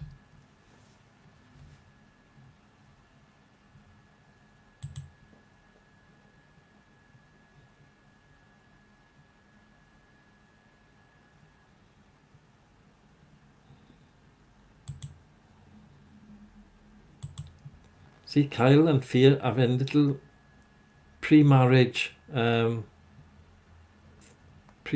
discussions, should we say. Kyle wants breakfast in bed. Fia doesn't want to do it. Fia, tell him to get up and make his own tea and breakfast. Fia's only 23, see. She's only young.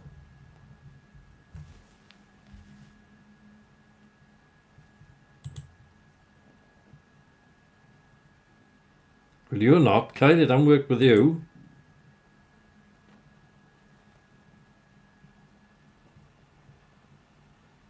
It is like a bit of a beg, innit? Traditional, or see, innit? Gallantry and all that. I never gone on one knee.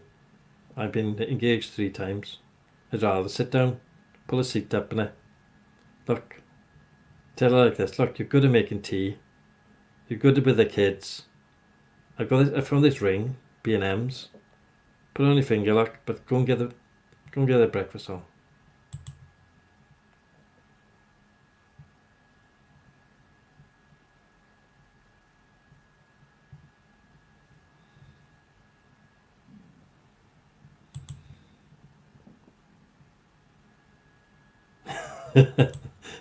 It's all in breakfast you've been feeding your Fee, isn't it? If he goes on one knee, he won't be able to get back up. Left for a chain hoist. Pull him back up quick. You can't get up. Or a forklift.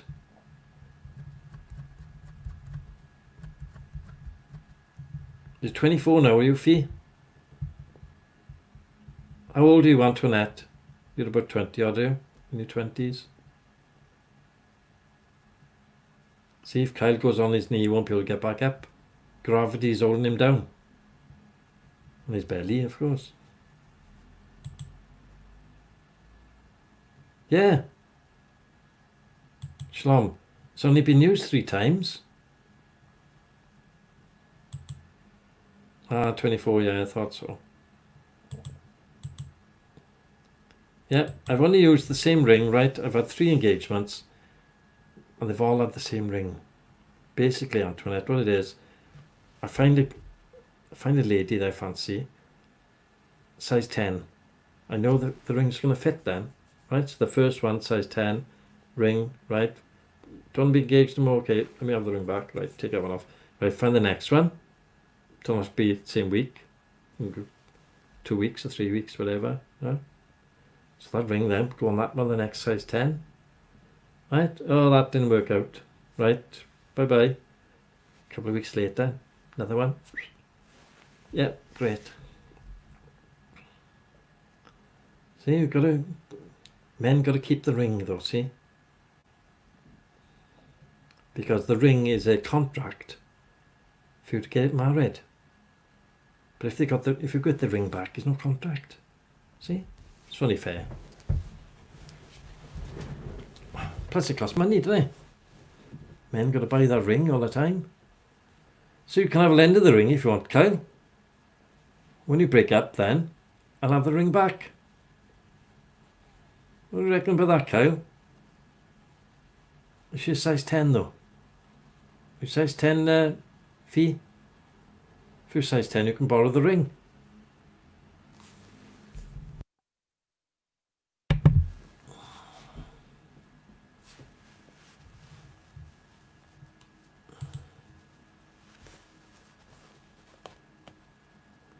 Yeah, enjoy yourself out there, Dean. Watch don't fall off that bike now. Too expensive, man. Yeah, chuck a bag of chips in.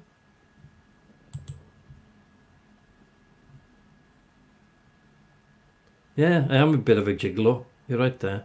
I'm the Margam gigolo, they call me. But money's money, you know. And things, same as the engagement presents, you've got to give them back, haven't you?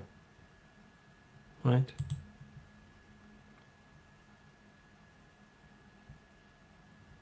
Oh, you might get stuck on a finger. We don't want that, Kyle. Thing is, what do you want to do? Don't want to put it on the finger. Put some grease on there. Or some fairy liquid. Comes off easy. Right? When she's sleeping then, if you want to break up with her from the engagement part, just pull it off quietly. They can't feel it. See? But you've got to give the engagement presents back. So if you get engaged and all your friends give you all this stuff, don't use it. Right? Just in case. Got to give it all back. I don't ask for engagement presents anymore. I can't be bothered storing the stuff, you know. You don't. It could be there for weeks. You know. Then you've got to give it all back. Oh, don't bother now.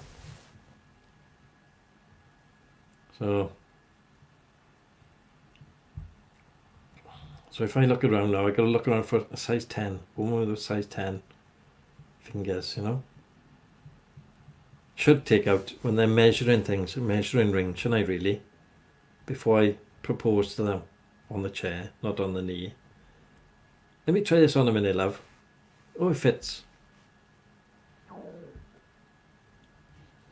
Then tell them how much you love them, innit? Huh? Oh, I do love you. It's a match made in heaven. Besides that, you're a good cook, you can iron, and you can sweep up. You've got 3 good qualities. Here's a ring for you, love. Oh, does that mean we're getting engaged to be married? Well, it sort of means that you're on a ring. If you're good, clean the house, painting, decorating, wash the car, steam down the back garden, mow the grass, take the dog out. We'll think about it. So you don't want to make it, don't want to use that word love, right? Don't use that, because women take it serious if you mention love. If a man mentions love, Women actually think they start believing you, Kyle. Right, Kyle? Don't use that love word too much. Right? Antoinette probably doesn't hear that much. Does he mention the word love, Antoinette? Does he say, oh, I love you?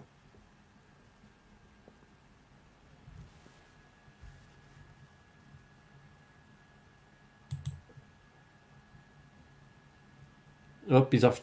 Well, why isn't Fee painting them then?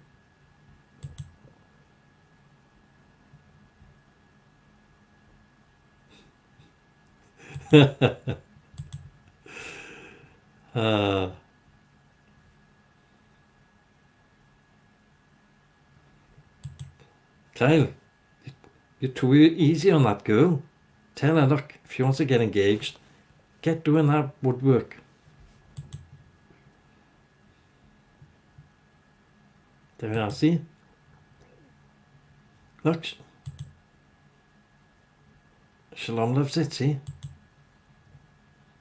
Shalom, what do you like it ironing and cooking and cleaning? I can give you a test period, but I can't give you the official on-off ring. I'll have to give you the brass one.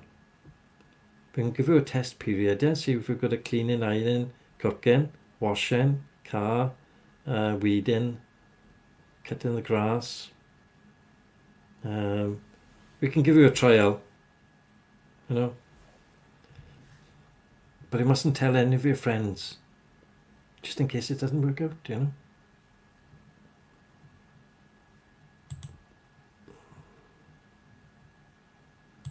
Yes, don't use that word too often. Because if you mention love, they want the other word then, commitment, that's a long-term thing. Love can go in and out, right? But commitment, that sort of stretches over a period of time. Next thing, they want something for their birthday, right? Or they want something for Christmas. And half of them don't even celebrate Jesus Christ. They don't even know who he is. Yet, come around Christmas. What are you buying me for Christmas? That's it, see?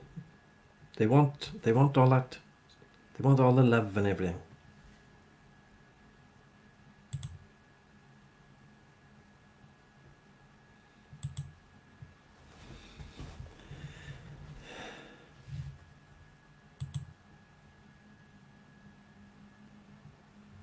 See, she's small, she gets close to the washing up.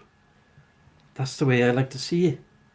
And if you wear white, right, then you blend in with all the other kitchen implements. You know, the freezer, the washing machine, they're all white. See? That's why women get married in white. So when they go in the kitchen, they match everything. That's right, Antoinette, isn't it? Huh? You're of the same point of view, aren't you, love? See, Antoinette knows. She knows her place in society. If she's going to get engaged or married, she's going to fall in with what her man wants. I'm not a male chauvinist pig. I'm not, honestly. I'm not. See, she's small, she gets close to the sink. It's hard to find somebody that truly loves you. That's why I've been engaged 3 times.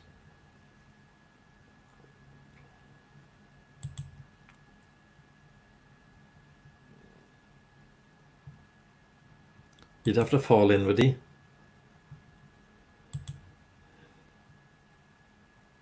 Submissions. Oh.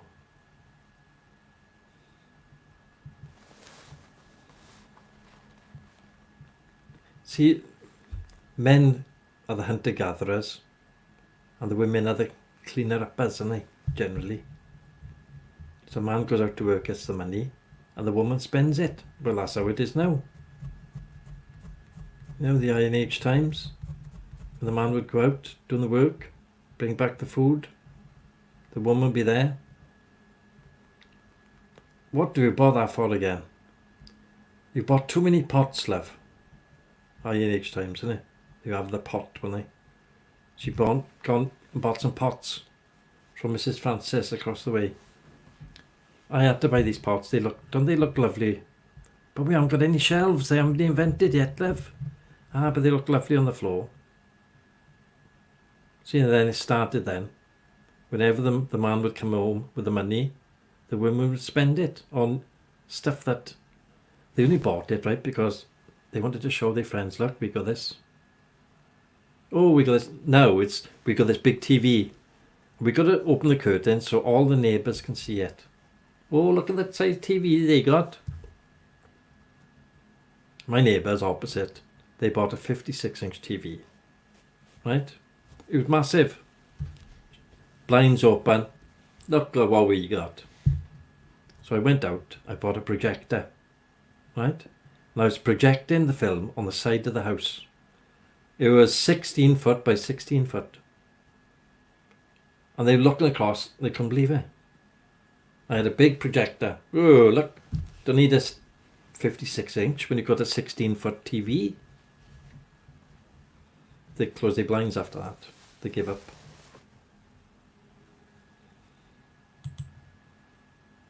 Margaret. It's true, isn't it, Margaret?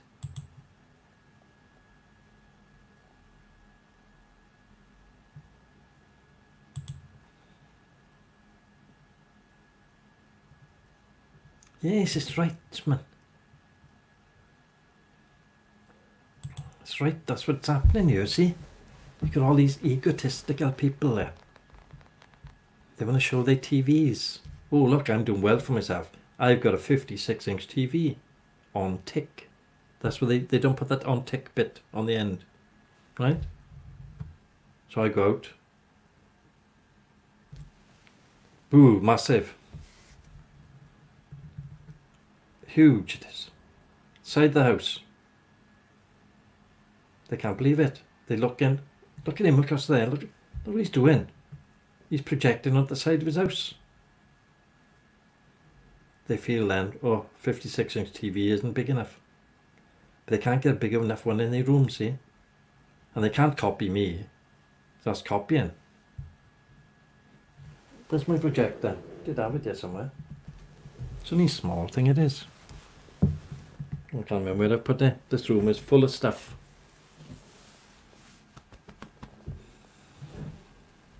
I got a projector box there. See, if I don't show you, people won't believe me. Right? There's the projector box, look. Right? It's only a small little projector, but it does 16-foot square films. I play them out the back sometimes. So I'm going to put that now. So one-upmanship, if you're going to go for one-upmanship, don't bother with 56-inch TV. Let's get the projector on the side of the house. You want to play big boys? Play big boys. That's funny, isn't it? So there we are, Antoinette. You can't believe it, can you? People in Wales are so petty.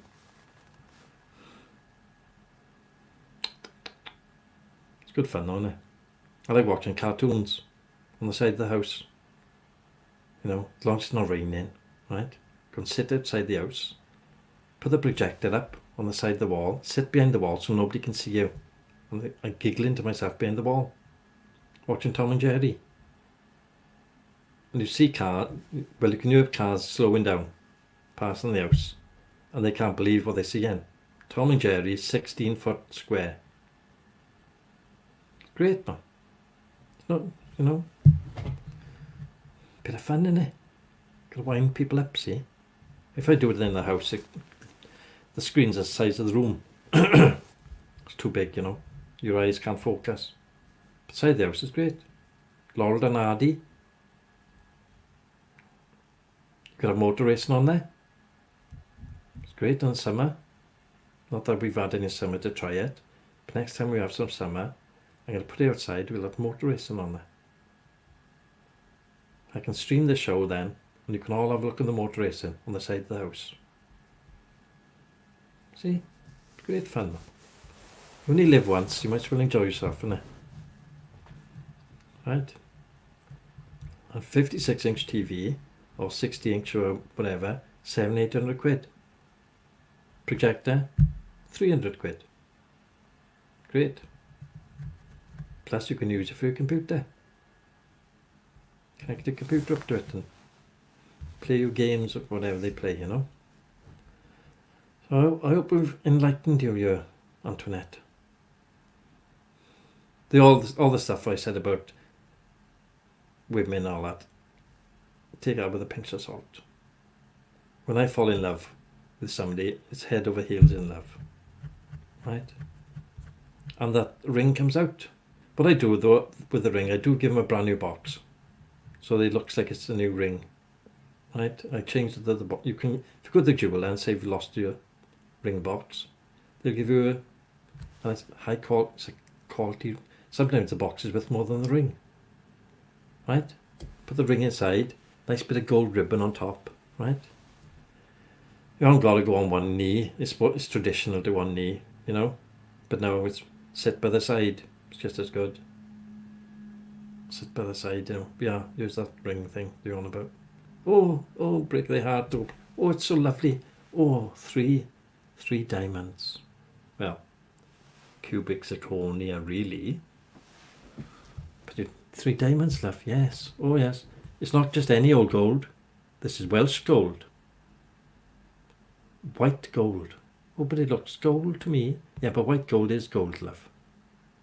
Some don't know the difference, right? And it's Welsh gold.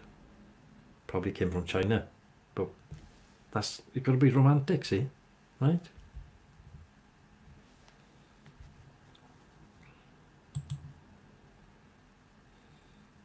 You've got to have fun, right? Because if today's stresses, right, can get to you. So you've got to have fun, right? But I am a gentleman. I always open the door for a lady, but I tend to go through it first. No, I don't. I open the door and let the lady go first. If I pick somebody up in the car, I always go round, open the door for the lady. I treat women, I treat them like ladies.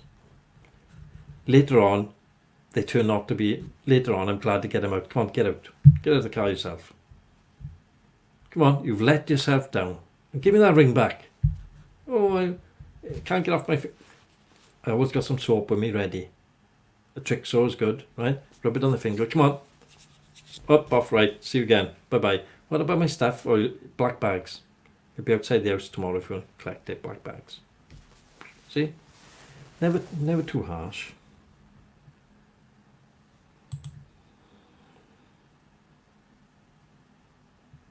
She hasn't seen me in my bikini yet. I do wear a bikini now and again on ya.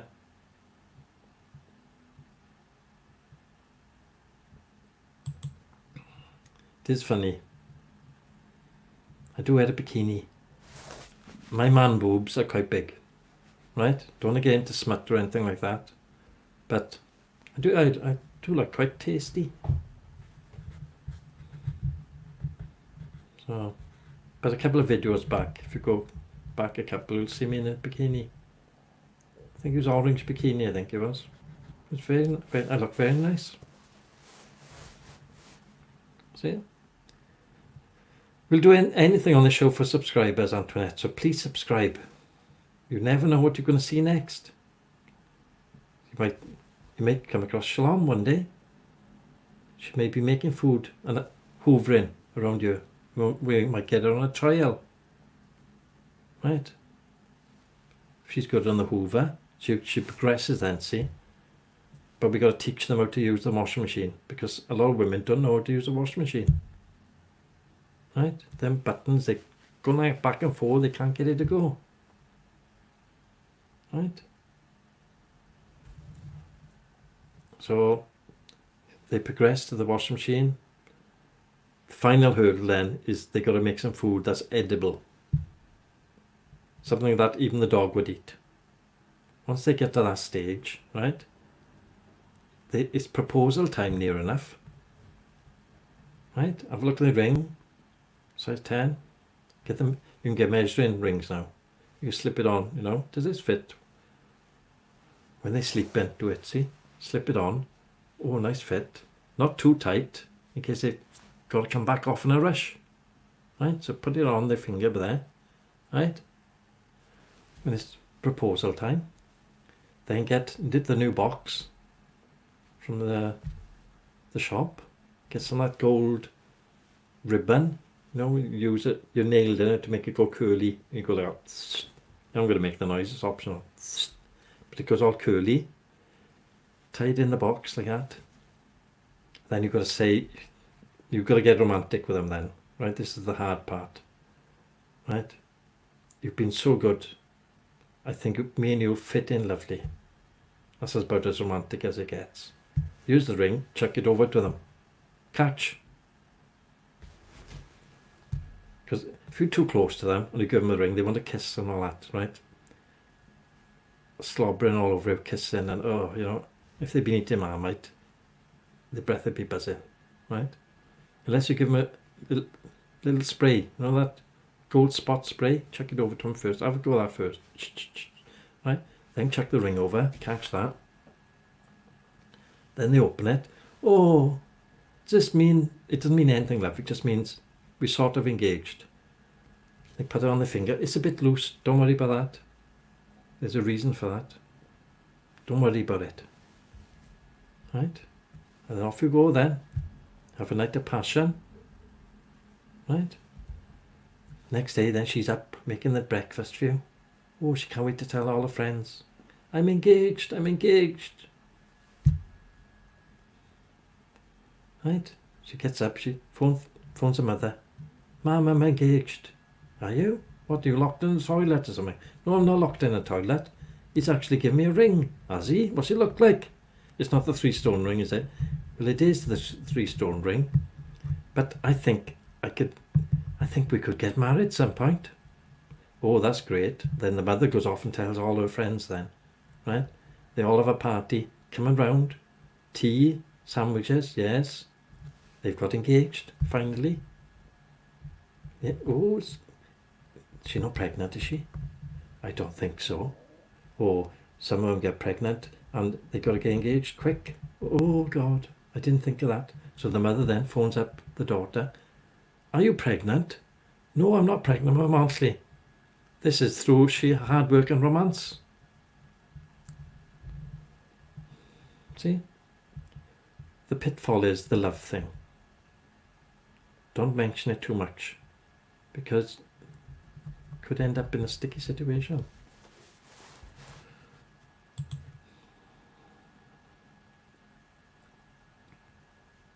Yes, but the thing with Aldi, they do like to con you. I do like Aldi's biscuits, right? But if you have a look at the packaging, right, they do put in a bit of cardboard in the packaging, see? So the biscuits look bigger than what they are till you open them out. You see then you've been conned. Right? 59p though for 5 packs of biscuits. But they did give me acid. So I'll write to Aldi now, right? Then they'll send me a voucher back. Oh, spend £4.50 in our store. Or spend £5 in our store. Right? So that's how it is. Shalom's been engaged several times. Your mother's had the phone call. Are you engaged again, Miss Shalom? Yes, mother, but it is love this time.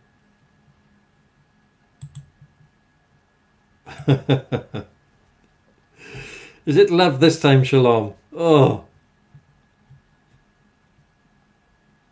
See, Antoinette, we don't know you well enough yet. Have you had lots of boyfriends, Antoinette? Eh? See? I've had loads of girlfriends. Loads. I've been engaged 3 times, for goodness sake. Cost me a fortune, Dav. All the meals. Going out for meals all the time. Flowers, all that. Birthday presents, Christmas presents. Oh, fortune. But as you grow older, you grow wiser. Right? So now you can get Christmas presents from B&M. Right? Or eBay. Go on eBay and get something. Oh, I quite fancy this. Oh, right, let's have a look for one on Amazon. Similar sort of thing, but from Wing Wang Wing in China. Right? We don't spoil them too much, see? Otherwise, they expect it all the time.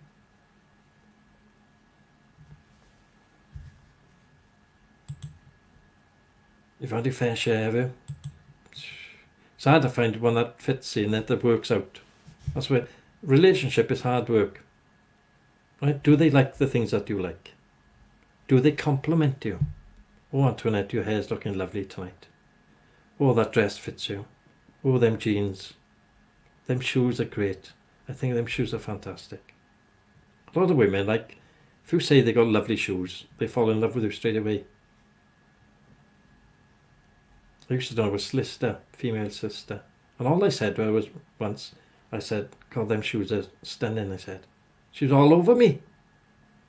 Flipping heck. I had to get a solicitor to get the solicitor off me. She was bothering me so much. I had to send her a letter. Cease and desist. Stop bothering this client. Yeah, and she was married. She was still emailing me, texting me, all the time. It's hard to get rid of a solicitor because they know all the loopholes. You could get another solicitor's better than them. Send him a letter. Cease and desist. Stop bothering him. See?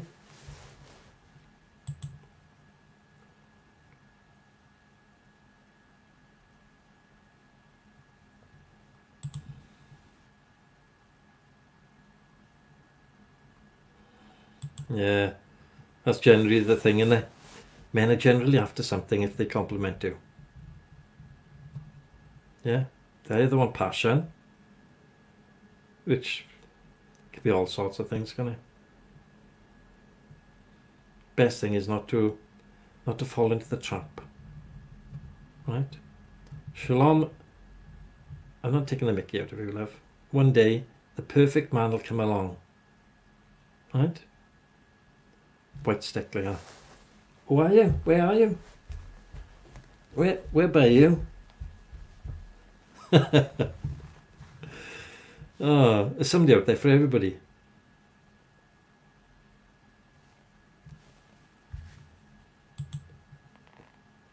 Keith, you're back, Keith. How the devil are you? Yes, rampant. All of them are rampant out there.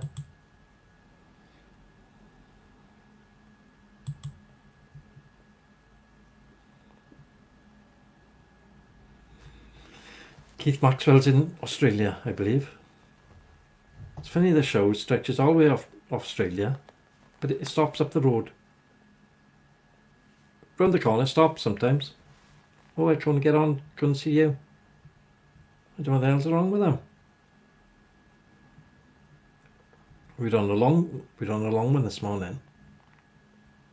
I've been on here since 8 o'clock this morning.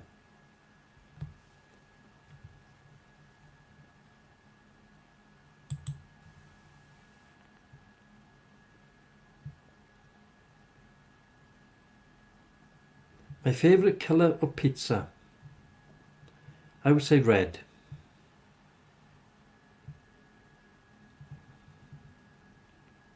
What coloured pizza do you like then? Flavour of pizza, you mean? Pepperoni pizza, I like. Which one do you like then? What type of pizza do you like? Good name too, Vibrant Trash. Some vibrant trash around here where I live. I call them neighbours.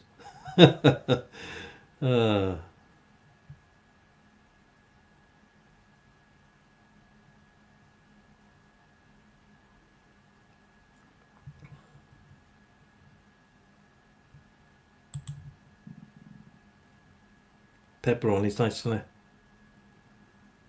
But I do like Hawaiian as well. Hawaiian's nice.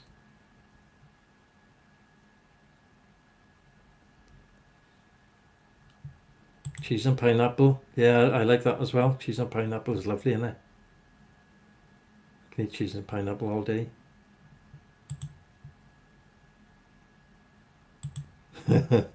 Yeah, that's where I'm living. I don't get on with them, man. The neighbours. They're trying too hard to be perfect. And then they got me then in between them. I'm very disruptive. As I was saying earlier, one of them got a 56-inch TV. Opens his curtains. Look at my TV, 56 inches. What did I do? I went out and bought a projector. Now I got a 16-foot projection on the side of my house. They've only got 56-inch TV. I got a projector. See, if you're going to do one-upmanship, do it big, right? So I put big, huge football. They like watching football on a 56-inch. Oh, this is nice. Mine, 16-foot square.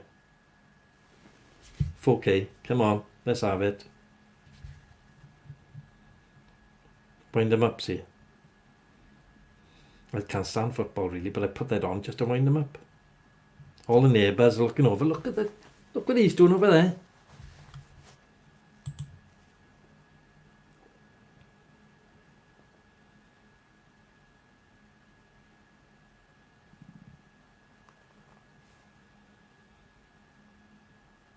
Well, that's good if you do missionary work, isn't it? Yeah, Brazil. Great, isn't it?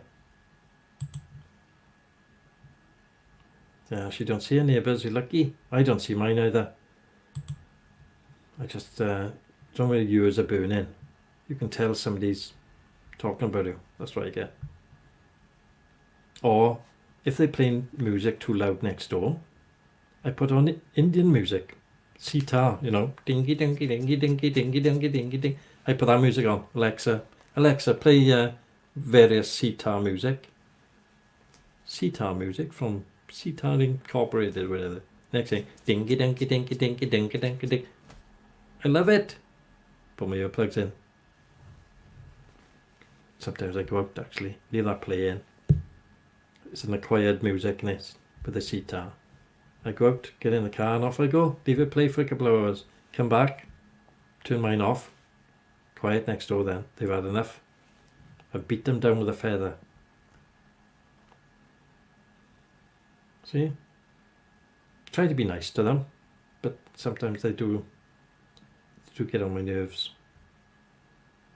So, cheese and pineapple pizza. 24-inch, is it?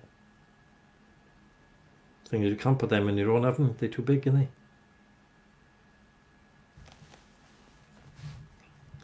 Oh, I gotta be going in a minute. I'm starving. It's nearly lunchtime now, look. 10 to 11 in the UK. GMT plus 1 hour. Whew. Yo! Where are you from? Germany, is it? Or somewhere like that in Europe somewhere, is it? We're all, from all over the world in here tonight. We've got people from Guernsey, people from Velindre, people from North Wales. Where else? America, Beverly Hills. We've got all sorts of people in here. Everybody's welcome, but not allowed to swear. Any swearing, it's an instant ban. We're trying to bring it up a bit, yeah. Look at her, hello newbies. She's only been in here half hour. Antoinette, you're funny, eh? Hello newbies. She's been in there half hour. She's an old person now, isn't you? All the newbies, come on in. Look at her. Yeah. She's an old timer here now. She knows everybody. If you come in at 8 o'clock tonight, Antoinette, Then is it 2 hours, plus 2 hours over there, or an hour perhaps, Guernsey? Maybe an hour, is it? Near France now. Antoinette, very French, isn't it? Is it French?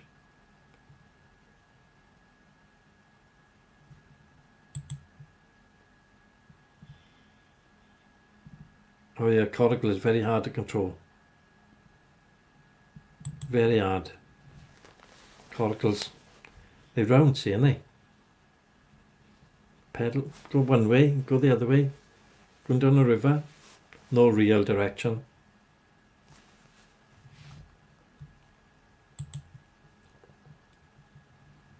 Yeah, we're on.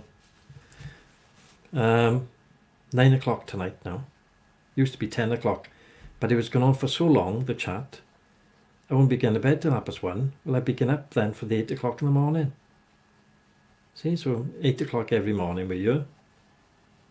But then the night is going to be 9 o'clock because I can't do it. I was absolutely knackered, it was. Then Friday night 10 o'clock then for the ghost stories. And then John Morgan comes on and does ghost stories. But Sunday last night we had a consumer show all about biscuits. And the food, we're all getting ripped off. The consumer's getting ripped off, right? So we're talking about biscuits and stuff. But next week we're going to do from 6 o'clock all about cars. So you might like motor racing, 6 o'clock. Next Sunday we'll all be talking about cars, bikes, anything like that.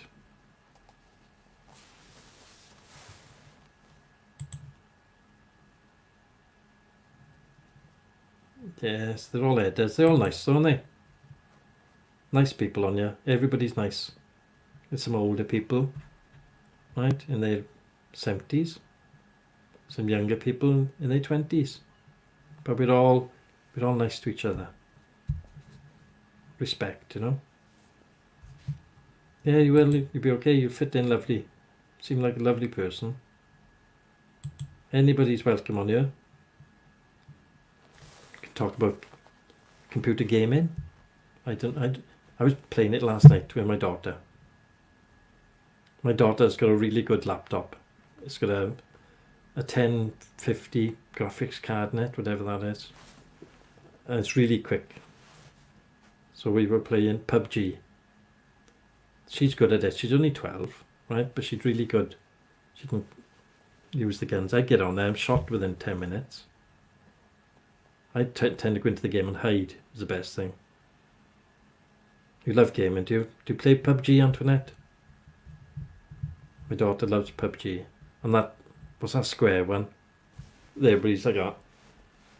Minecraft. Oh, it's a load of rubbish. Oh. Minecraft, innit? Oh, it's rubbish. Can't stand it.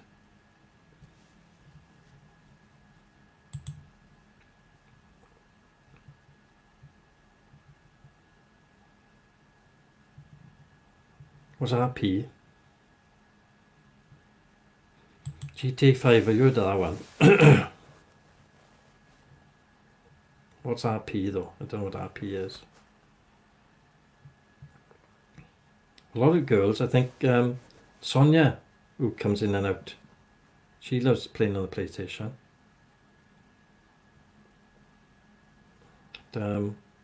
I tend to like first person shooter games, you know. But I like the racing ones as well. If I get in front of you, it won't pass me. All role play, is it? Oh, that's what we do on here, is role play. I'm the person in charge, and everybody else does what they want, basically. Role play. I'll try that. Oh, whoop, my hair. Don't show everybody the hair. Gotta have a haircut soon. Good God. My hair's down here. And I got a lot big beard. Might have that shaved off soon, I don't know. We'll see. Some women like a beard.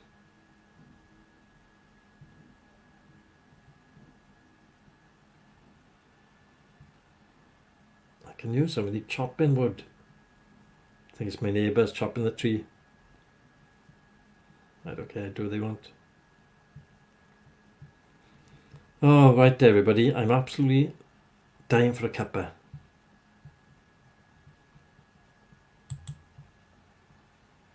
Yeah, I go on Twitch. I love Twitch. Brilliant, isn't it? I love going on Twitch. But I've seen some of the kids on there who are in a fortune. Don't worry about a medical degree. Go on there. If you're good at playing games on there, some of them are doing £1 million. Kids. 20,000 a week. Easy. Some of the top gamers. Amazing. Because Twitch splits the money. As soon as they become like a partner, Twitch partner, these people are subscribing to the games, they get half the money. They loaded. Get on there. Don't worry about doing medical degree and all that. Get and play Twitch.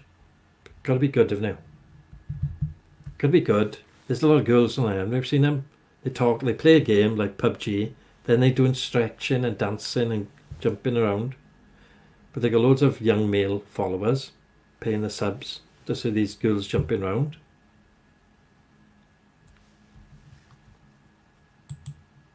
Not Twix. Shalom, see, she don't know. Twitch. It's called Twitch, like that. That's a Twitch, right? Type Twitch and go and have a look. I sometimes stream the show to Twitch, but I was having so many kids coming back, you know. I can stream it to Twitch. I got a show on there, but it's not worth the hassle because of all the comments. Can't be bothered with it. But anybody else is welcome here. There's all sorts of people coming here. But we can't have any swearing or sexual innuendos, you know. Just because that gets out of hand and it brings in the wrong people. Right? So that's why we don't have them anymore. We did have them, but we don't do it anymore. Okay. So that's how we do it now. So everybody, I've been on here for 3 hours. 3 hours long streaming it. Might as well use up your streaming software though, on it. The broadband. What do you got planned for today then, Antoinette? Doing anything today, love? You reading your books, medical books? I used to sell books on Amazon. I had loads of medical books, yeah. Oh god, loads. I just sell well, some of them, you know. Anatomy and physiology. I used to sell well. Anything about I'm a doctor or how to become a doctor and all this. I'd sell them, they were good. And I'd buy them a fraction of the price and sell them on Amazon. Some books, medical books, as you know, 300 quid for a book. If you go around all the thrift shops, you'll find the medical books, right? Because nobody's reading them. Only doctors, isn't it? But they've already done it. So the books are on the shelves. And some of them are really perfect condition. I used to have an app on my phone that scanned them, see how much they were worth. Anything over 20 quid, I'd buy it because it'd only be £1. Right, so you make 19 quid. So you scan the book, barcode, Amazon best price, low price, middle price. One book was 175 quid. I bought it for £1. Sold it for 175. Bonkers, man. Oh, you've got the farm shop here. Nice fresh produce there, isn't it? Nice to have fresh food.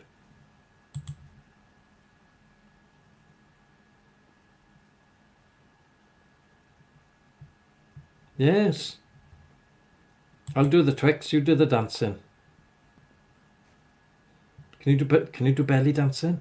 The other thing is, I hope you haven't got a big belly.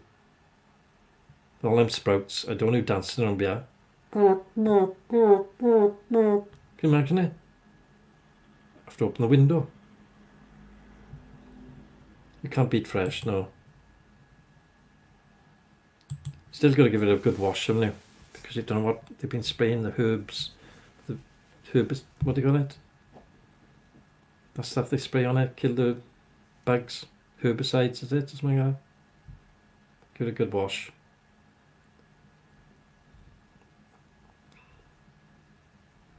Yes. Seen some of them belly dancers, haven't you? They got a jewel in the belly, takes your eye off. What's wobbling around the sides, the love handles. They've always got a diamond or a ruby in it, in the belly button. Takes the mind off the midriff, wobbling either side when they're doing the belly dancing. And you never see them side on, because then you'd see a big curve, innit? If they got a big curve like Anne's big stomach, when they iron their dresses, they put their dress as a walk underneath, so they can go over the stomach area, over the walk, you know. Keep it straight. Shalom, do you do that?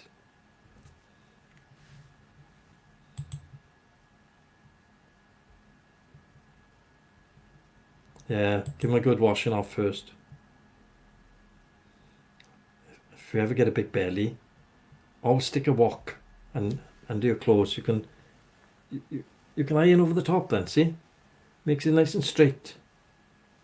That's alright, that's how I do my shirts. John Morgan said how to do it first. He's on tonight.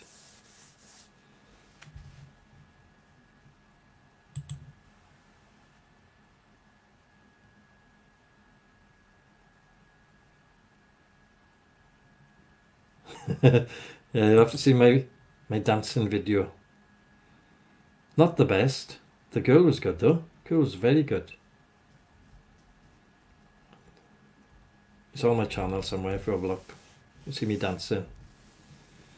It is quite funny. Right everybody, I've got to go. I'm absolutely dying for a cup of coffee. Antoinette, it was lovely talking to you, or texting to you. And Shalom, keep on taking the tablets. Right, you will get better in the end. I assure you.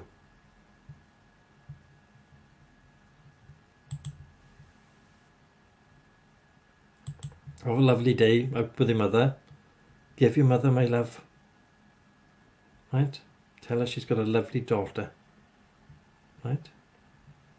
Shalom. I'll see you later in text, no doubt. Sonny, she's a lovely girl as well, Sonny is.